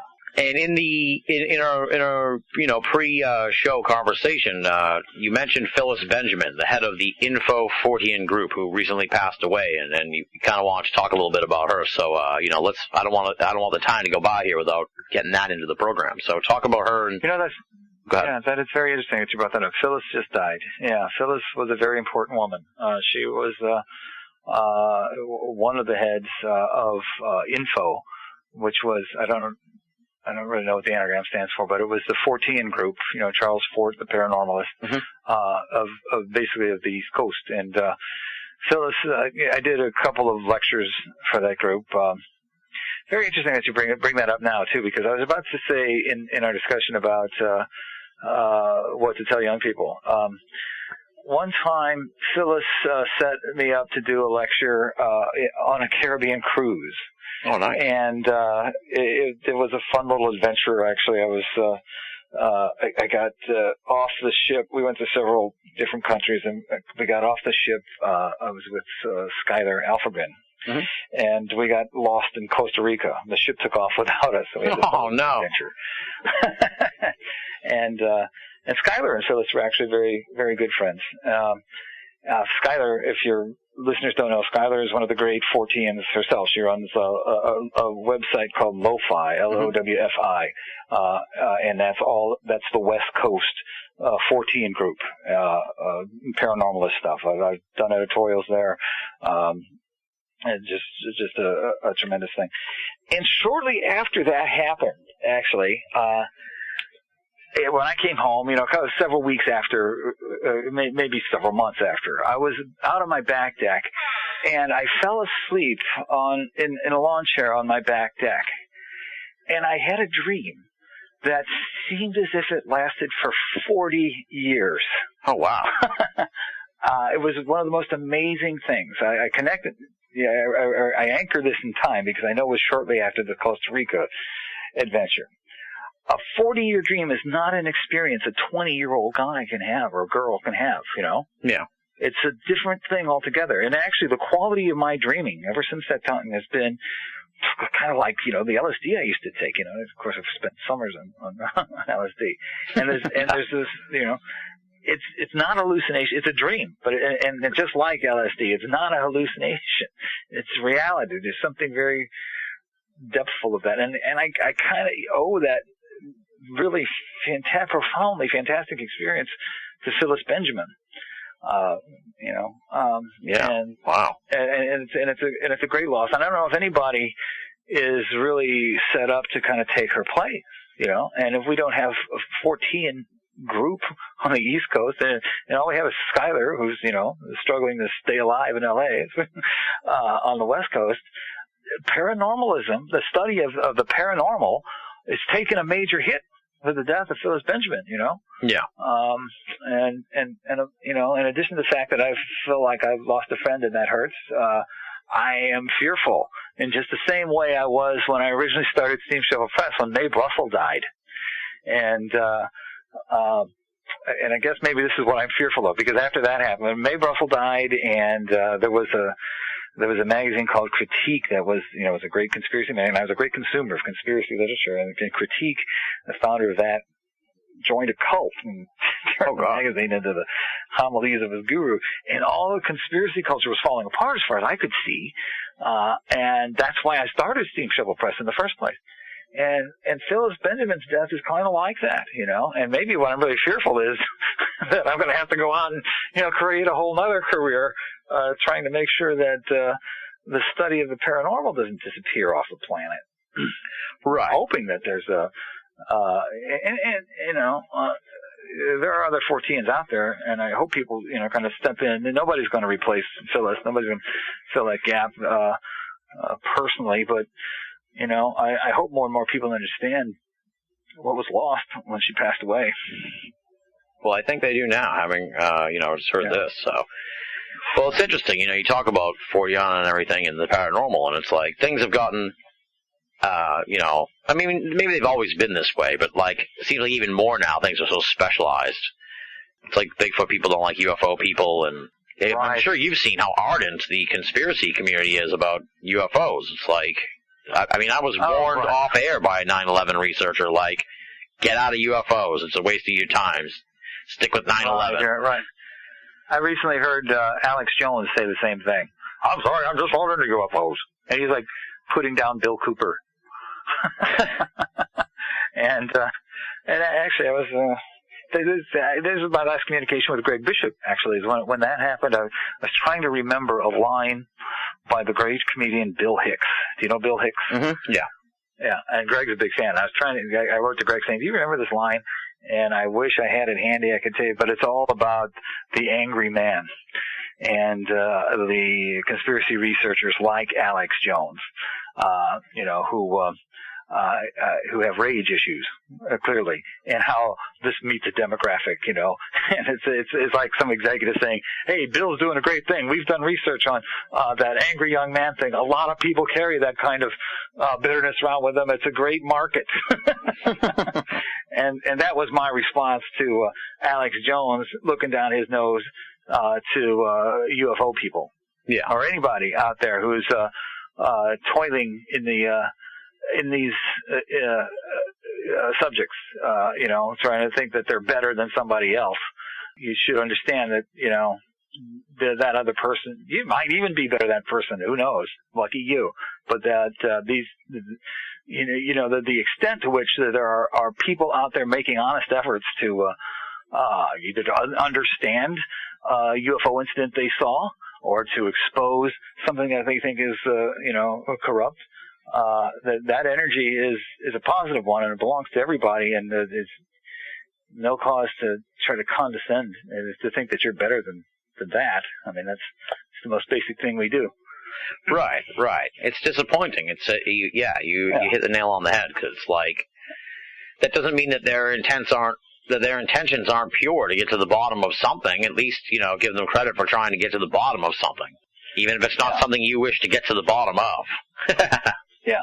Well, and let me say too that I admire Alex Jones. And actually, my point, the point I was making to who I was talking to Len Bracken about this. Len Bracken, who wrote The Shadow Government, and the Arch Conspirator, the DC guy. Anyway, he's the one who pointed out to me many years ago that Alex Jones actually appears in A Waking Life. Yeah. Have you heard of that movie? Mm-hmm. Yeah, and he's there in his, I don't know, a little Volkswagen or something with his megaphone, screaming out to the world about the apocalypse that he sees. And now, of course, he's a very famous guy, and he's making a lot of money, and he doesn't got that megaphone. Well, he's got the megaphone with him, but it's, he's not driving down the street with it. And he's actually turned his approach to conspiracy things into a successful business model. Yeah. But I remember when he was really just a cartoon, and a little guy, and that's cool. But for him to attack somebody like Bill Cooper, who is long dead, who whatever you can say good or bad about Cooper, it's over. There's no arguing with him about it anymore. Yeah. And he corralled that same dark energy for a life of a dissident, whether you agreed with him or believed in him or whatever. It was his life, and he played it his way, and I'm not going to put him down. Right. And I'm shocked that Alex Jones would, why he would think that's important. And then on top of all of that, say, oh, and I don't deal with UFOs either. I did want to ask you about Jerry E. Smith, because we had tried to connect a while ago, and you were traveling, and you were going to give a little memorial or something for Jerry, and just wanted to mention Jerry because he was on the show a couple times, right. And I'm sure you have insights into him. Jerry, I went to Bath, England, actually, to give a lecture, and I brought with me a video of Jerry, because Jerry was actually supposed to attend this lecture, and when he died of pancreatic cancer, the only way to finish that job was to bring video of him and then to do a tribute. And actually, years before that, Jerry and I basically did the same thing for Jim Keith. Yeah. At maybe one of the Laughlin conferences, and there was a Jim Keith tribute, and we both, we brought some Jim Keith footage, and we talked about him, and I did the same thing for Jerry. Jerry and I, we weren't as close as Jim and I, Big Jim Keith and I were partners. We wrote The Octopus together, and Jim, he was walked with a swagger, was a sarcastic bastard, and a humorous guy. He just really got things, and I really understood the whole scene that we were in, creating these conspiracy zines and kind of trying to whip up interest and that kind of thing. And Jerry was his friend. He's a guy who we went to high school with. And Jerry was a completely different person at all. I mean, Jerry was very, and you have to put it down, but he was short. And Big Jim was big. And Jerry was a bit of a nerd. I mean, and he would confess to that. And if you read his books, they're really very particularized, kind of nerdish documentation of things like the Harp Array and the Holy Lance, Hitler's Holy Lance, and these kinds of things. And if you talk to Jerry, you really got a much different vibe, not a bad one. And not a bad one, but not exactly the same thing that Jim put out there. And I valued his friendship, and he was a funny guy, and I hung out with him. He worked, and at the end there, he was working for David Childress up in Kempton, Illinois. Childress, Childress. Oh, yeah, absolutely. Yeah, Adventures Unlimited Press. Jerry was working in his operation up there in Kempton, and that's not too far from here. And David does conferences there, and I'd go out and lecture, and I'd be able to hang with Jerry. And it seems to me also that Jerry and I were in England, we're in Liverpool at a conference together once too. And I really enjoyed his company, and I was very sad that he was taken so quickly and in such a prosaic way, pancreatic cancer. Yeah. And happy that I had the opportunity at that conference in Bath, England to do that kind of send-off. Yeah. But also, I don't want people to forget him either. His books are great, If you find out about the Harp Array, get Jerry's book, or get his lectures, and the best way to do that, to touch base with what Jerry was all about, is through Childress and the Adventures Unlimited catalog. Childress I think Childress will have published most, if not all, of Jerry's books. You talked about, going over to Bath and Liverpool and Costa Rica and stuff, and it seems like you've had quite the, the experience of traveling around all these things, and over the years, Burroughs used to say, it is not necessary to live, but it is necessary to travel. There you go. Yeah. I guess give me some perspective, if you will, like on how this is all going to these events has changed over the years, and have they gotten weirder or more angry or more paranormal or less paranormal or just more fun or less fun or what? Well, they're harder to come by. What often happens is that somebody will get into a car accident and get a settlement, and they have all this money, and they always wanted to put together a conference like this. This is what happened to me in Atlanta, just like last year, and they don't know what they're doing, and they make every mistake in the book, and they have a miserable time, and they swear off ever doing it again. That's one way to do it. There are others who are pillars of this kind of conferencing. There's a regular conspiracy conference in Santa Clara every year, and there's the Laughlin conferences and all this other stuff, and they're always there, and you can touch base with them. And I used to go to London all the time because Paul Sieveking and Bob Ricard were running the 14 Times over there, and they liked my stuff, and they would have me over. Then when they retired, they still do the conference over there, the Uncon, but they're kind of, they're driving people in from the English countryside. They don't fly me in, and this is what I see in some of these other conferences. They've learned how to scale back. So it's fewer and farther between when I get a chance to go to these conferences, and I'm getting older too, so I don't mind it so much. I've gone through many weeks where I've missed flights and kind of go from one conference to another. Really, at different times, it's been like like living like a rock star or something. And I don't cherish that too much, but I do think it's important that somebody like me is out there trying to take advantage of every kind of conference there is, and that's hard to do. It's hard to know because there's no coordination. And I've said many times that if there was one enterprising person out there who could understand that there's a large interest in parapolitics and conspiracy stuff in every major city in this country, and you could create a lecture circuit, you could make a lot of money. Yeah. You could create a whole entertainment industry if you wanted to do that. So that's kind of but nobody's doing that, and so, and also wax and wanes with administrations, the paranoia was way up under Bush, for instance, Right. And, it's kind of a little chilled now under Obama, we got things like the birther controversy, nonsensical stuff. A lot of co-optation of, genuine, interest in parapolitics by things like the Tea Party. Yeah, exactly.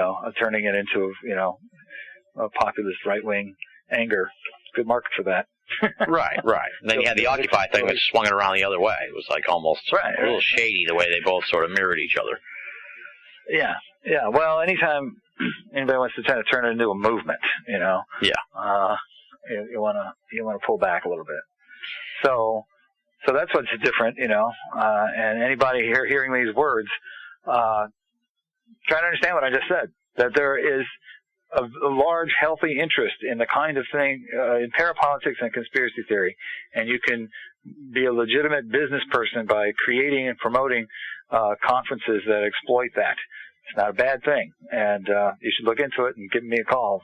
Contact me at steamshovelpress.com. There you go. And then after that, call me. I'll go too. Yeah. Me and Tim. We'll do this show together. Now, one more thing came up. This is kind of a silly question, or maybe not. And just having talked about all these experiences, your friendship with Timothy Leary and hanging out with those guys and traveling all over the world and stuff, you ever thought about sitting down and writing like a memoir, like your story? Yeah, I'd do it in a second if I could find a decent publisher. I shouldn't say anything bad about my current publisher, Feral House, is my old friend Adam Parfrey, who is a genius and one of the great men publishing gods of the century.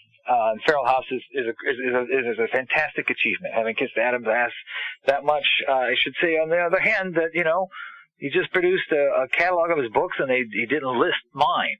Oh man, that sucks. And and still he's a marginals publisher. And all of my books have been part of the marginals press. I've never had a crossover mainstream access. Although there was some talk of there was actually some cable television series interest in doing The Octopus. Oh wow! For one of the cable channels, and a Hollywood thing, though. It's just been talk. Maybe it'll go somewhere. But that'd be cool. It's harder and harder to commit the resources to it when it makes so little money. And I have a day job. I still work as an archivist, and that takes a lot of devotion and time. And I've got my planting to do, and it's a struggle to get back to the desk and take care of everything. I mean, that's part of the reason why I kind of canceled 3 times with you in this interview. It's just harder to get back to it all if it doesn't present itself as being more important than something that might pay my bills. Exactly. Yeah. No, I know. But I will do it. If it slows down to a trickle, I'll still be here doing it. I just know that it can be done better. Yeah. Well, I would give some thought to the memoir idea, even if it's just something you tinker away at. I think it would be something people would really love. Well, my books. Yeah, my books. Some of my books, like Parapolitics, and I've got Popular Parapolitics, which is just a PDF. I've written essays about the various subcultures that I've been able to visit and be a part of. So there is some documentation, some kind of a memoir. But yeah, it's an interesting idea to just kind of go over my own biography and career and see I think it would be what kind of awesome. narrative I could come up with. I think it would be great. It would amuse me anyway. Gotta be That's all the reason you need them. That's it. Well, beyond that, we teased earlier what was next for you. Any specific sort of speaking engagements this summer? Let's keep it to that because I don't know when the hell this is going to air. So, anything coming up this summer you want to plug, or books, or anything you want to mention? Fire Okay, away. well, I'm still, my main thing I'm plugging, and it's very interesting. What's wonderful about this interview, Tim, is it's been so informal. It's been about all kinds of things I don't really get to talk about too often. Mostly I'm focused on the new book, JFK and UFO. Right. So I'm still promoting that. I continue to do that. And the only conference, the weird Wiltshire people in England want to have me out, but I'm not quite sure when. At the earliest, that'll be in the fall. Childress is talking about doing a conference in June, Okay. but he hasn't confirmed that either. So other than that, like I said, it's kind of few and far between. I have a return visit to Atlanta, but that's leftover business with a girl. There's no conference there. So people but can't other attend than that, I'd like to encourage your listeners, if there are individual people that know of bookstores that want to have me come out and do a lecture, I do have something set up, or I have a discussion going on with a guy. I mentioned this Cafe Chaos tape that goes back to, I think it's 1992 or so, or maybe 94, it must be 92, last time I saw Leary.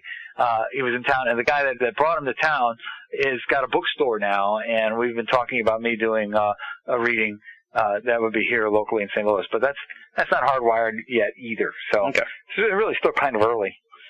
One way to find out what I'm doing simply is to go to steamshovelpress.com. Mhm. Also, Steam Shovel Press is on Facebook. Wow. So as much as I hate Facebook, and I don't do much more than, post an occasional, this radio interview is appearing here kind of a thing, but, I don't, post the pictures of cute kitties and, that kind of thing. And little, happy quotations from Albert Einstein or whatever, people do on those things. But you can reach me that way. And you can reach me through, if you go to steamshovelpress.com, you'll see the Gmail account. So you can reach me via email right at the top of the page. If you want to reach me directly. Awesome. All right, yeah. So, folks, check out Steam Shovel Press, and for the billions on Facebook, go over there and befriend them as well, and be sure to check that stuff out. Hopefully, someday soon, our paths will cross. This has been an amazing conversation. I mean, just an instant classic edition of this program. I cannot wait to put it into the earbuds of the listeners. It's been so enjoyable, and I can't put it over enough. It's been really a joy to talk to you. As I said throughout the conversation, I'm hanging perilously by my fingertips in this conspiracy thing, and you've helped me out so much and really given me pause and sort of worked through all these issues in 2 hours. Thank you. It's been quite therapeutic for me. Like I said, it's a different kind of interview than I've been able to do, and it's wonderful to be able to unload and talk to somebody one-on-one like this instead of the lecture that I have prepared about Fred Krisman and the Maury Island grade and all that stuff. So thank you. It's a great pleasure and great fun. So, I need to come out to Boston sometime. Absolutely. Sure. Hopefully someday soon we can all convene here on the East Coast for something fun. Stay tuned, folks. And thanks again, Ken. I really appreciate it. And hopefully this is just number 2 in a series of many, many great conversations between us. Okay, thank you, Tim. It's been great fun. That does it for this edition of BoA Audio Season 7. Big thanks to Kenn Thomas for coming back on the show and giving us so much time.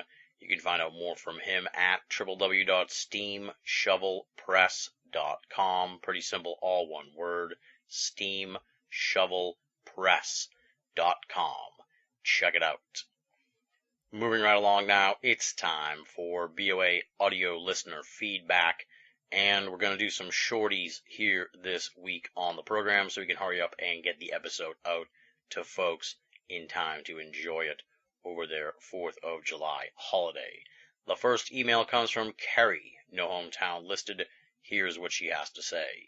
Huge fan of the show and your laugh. It's totally infectious. I always laugh when I hear you laugh.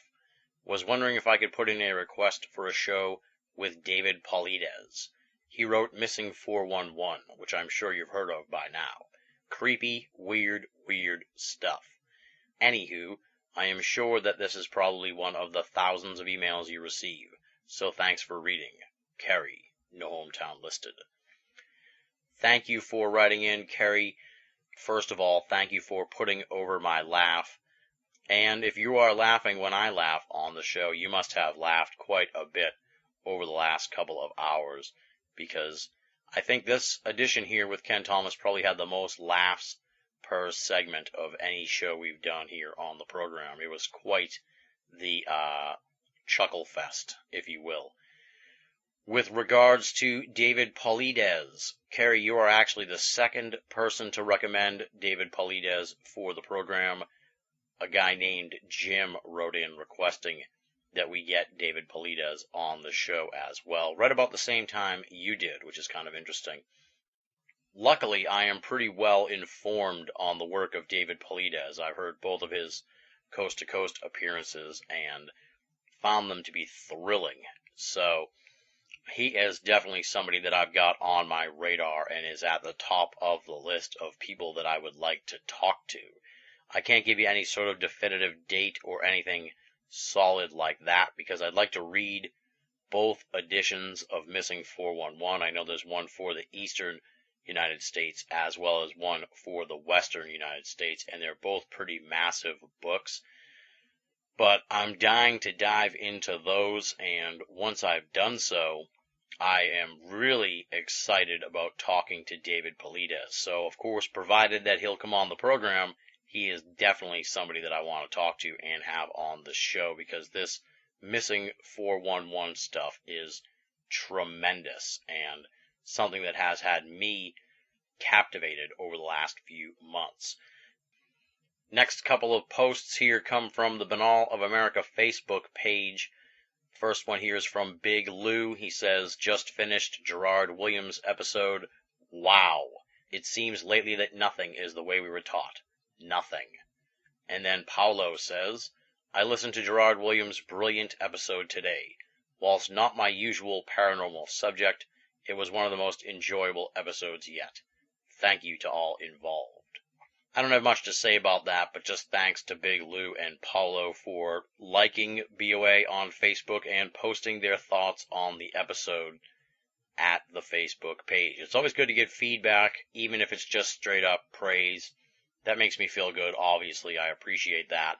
Constructive criticism is something that I also appreciate. Anytime you hear from the listeners is always good. The worst thing you can have is an episode that goes out there into the ether and then you never hear anything from anybody about it. And that's happened a few times in the past, but thankfully that doesn't seem to be the case with the most recent episodes of the program. So thank you to Big Lou and Paulo for registering your thoughts on the Gerard Williams episode.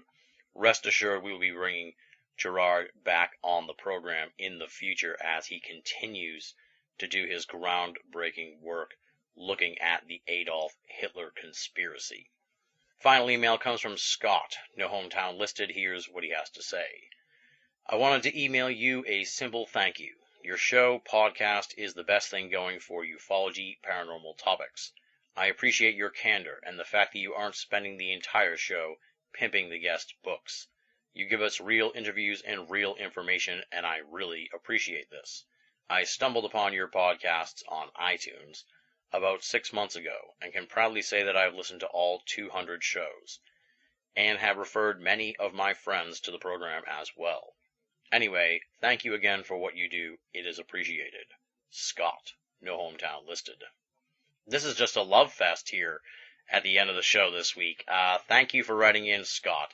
I can't say it's coincidence because I picked the emails, so it wasn't planned that way. It's just I picked the most interesting ones sort of that popped up. Scott, kudos to you for listening to all 200 programs. Congrats to you. You are part of the double century club at this point, my friend.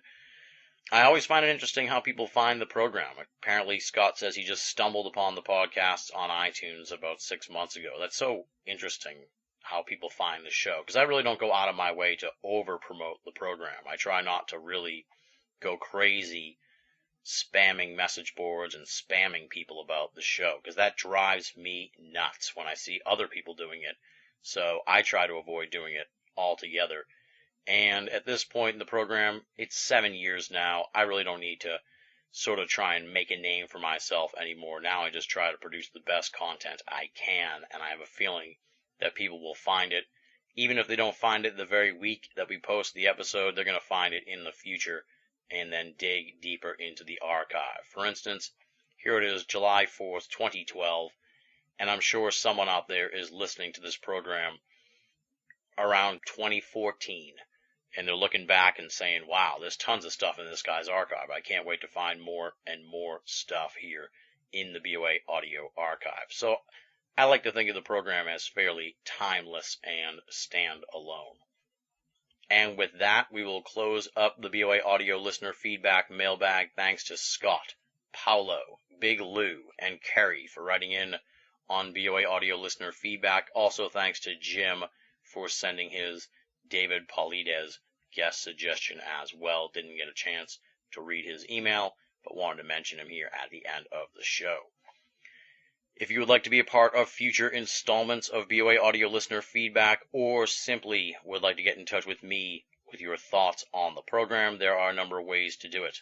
You can write to boaaudio@hotmail.com, or head on over to binallofamerica.com, BINNALL of America.com, and click the contact button. And of course, the final method is to join up at the official BoA forum, theusofe.com, theusofe.com. It is BoA's paranormal playground. Lots of fun discussion going on there with regards to the world of the esoteric, as well as pop culture and weird current events. Head on over to the BoA forum and join in on the fun.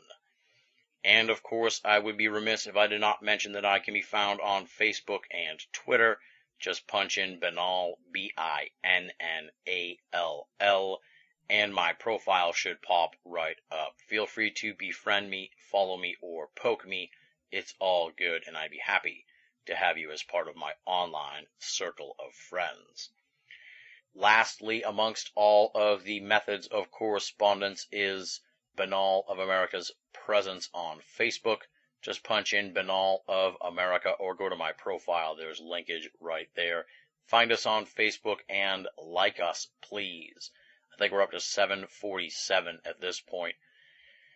And maybe as we get closer to 1,000, we'll do some kind of contest. Although I'm afraid people just unlike us and then like us again to try and get to the 1,000 mark. But we'll figure it out as we get closer. Maybe at the 800 mark, I'll surprise somebody with a prize of some sort. But anyway, find us on Facebook, Binnall of America, and please like us. I'm going to try and put more new, fresh content on there for the folks who have done so already.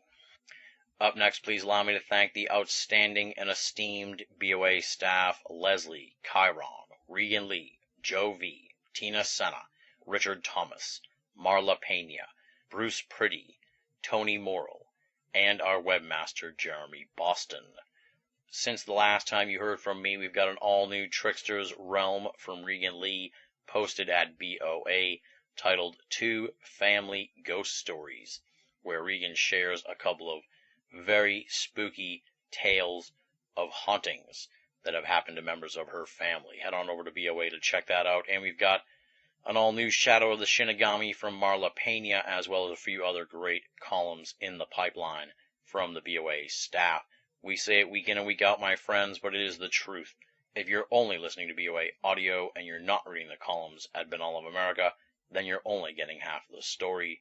BoA, make it a part of your everyday search for esoteric news and opinion. Now comes the time in the program where I take my hat off and pass it around to the BoA audio listeners, the hardcore listeners, the folks who stick around to the very end, the ones who very likely are part of the Double Century Club and have listened to all 200 plus episodes of the program, and ask you to help the BoA franchise by making a donation.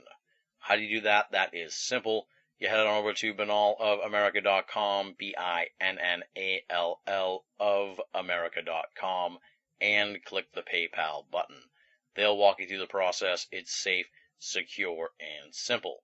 If you don't trust the internet and you want to donate via snail mail, you can do so by sending your donation to Tim Binnall, P.O. Box 232, Pinehurst, Mass. 01866, and you spell Pinehurst, Pinehurst. You can find the complete address at Binnall of America, and of course, as we mention all the time here, if you're mailing a donation, please make it payable to Tim Binnall and not Binnall of America, because my bank is anal and they will not cash those donations. And please include some means for correspondence so I can reach out to you and thank you for your donation.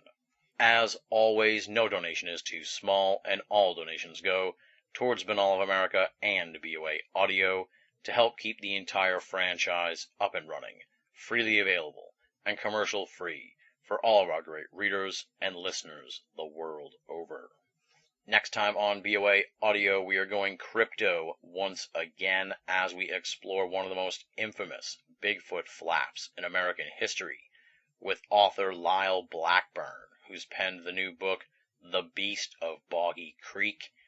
Fascinating stuff. Looks at the Fouke monster that was the quote-unquote star of the film, The Beast of Boggy Creek. But there's so much more to that story, which Lyle has uncovered.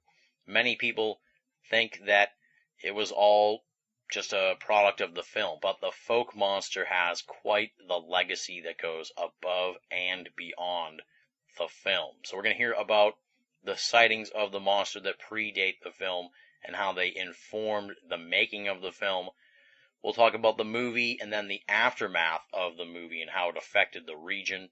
That's pretty much the gist of the episode. It's quite the edition of the program and another foray into both historical esoterica as well as the unsung strange stories that just don't get the press they deserve. Kudos to Lyle Blackburn for resurrecting the Fouke monster, and we're going to put it on display next time on BoA Audio as we discuss The Beast of Boggy Creek.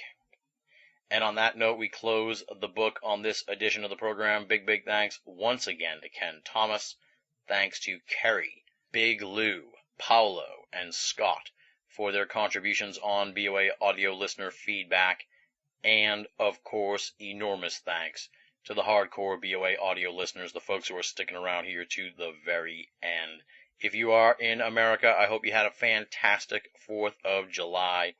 If you're from another part of the world, thank you for listening to BoA Audio. I appreciate your support wherever you may be. You are truly the fuel that drives the BoA mothership. Thank you for making BoA Audio a part of your esoteric audio playlist. Until next time, this is Tim Binnall, thanking you for listening and signing off.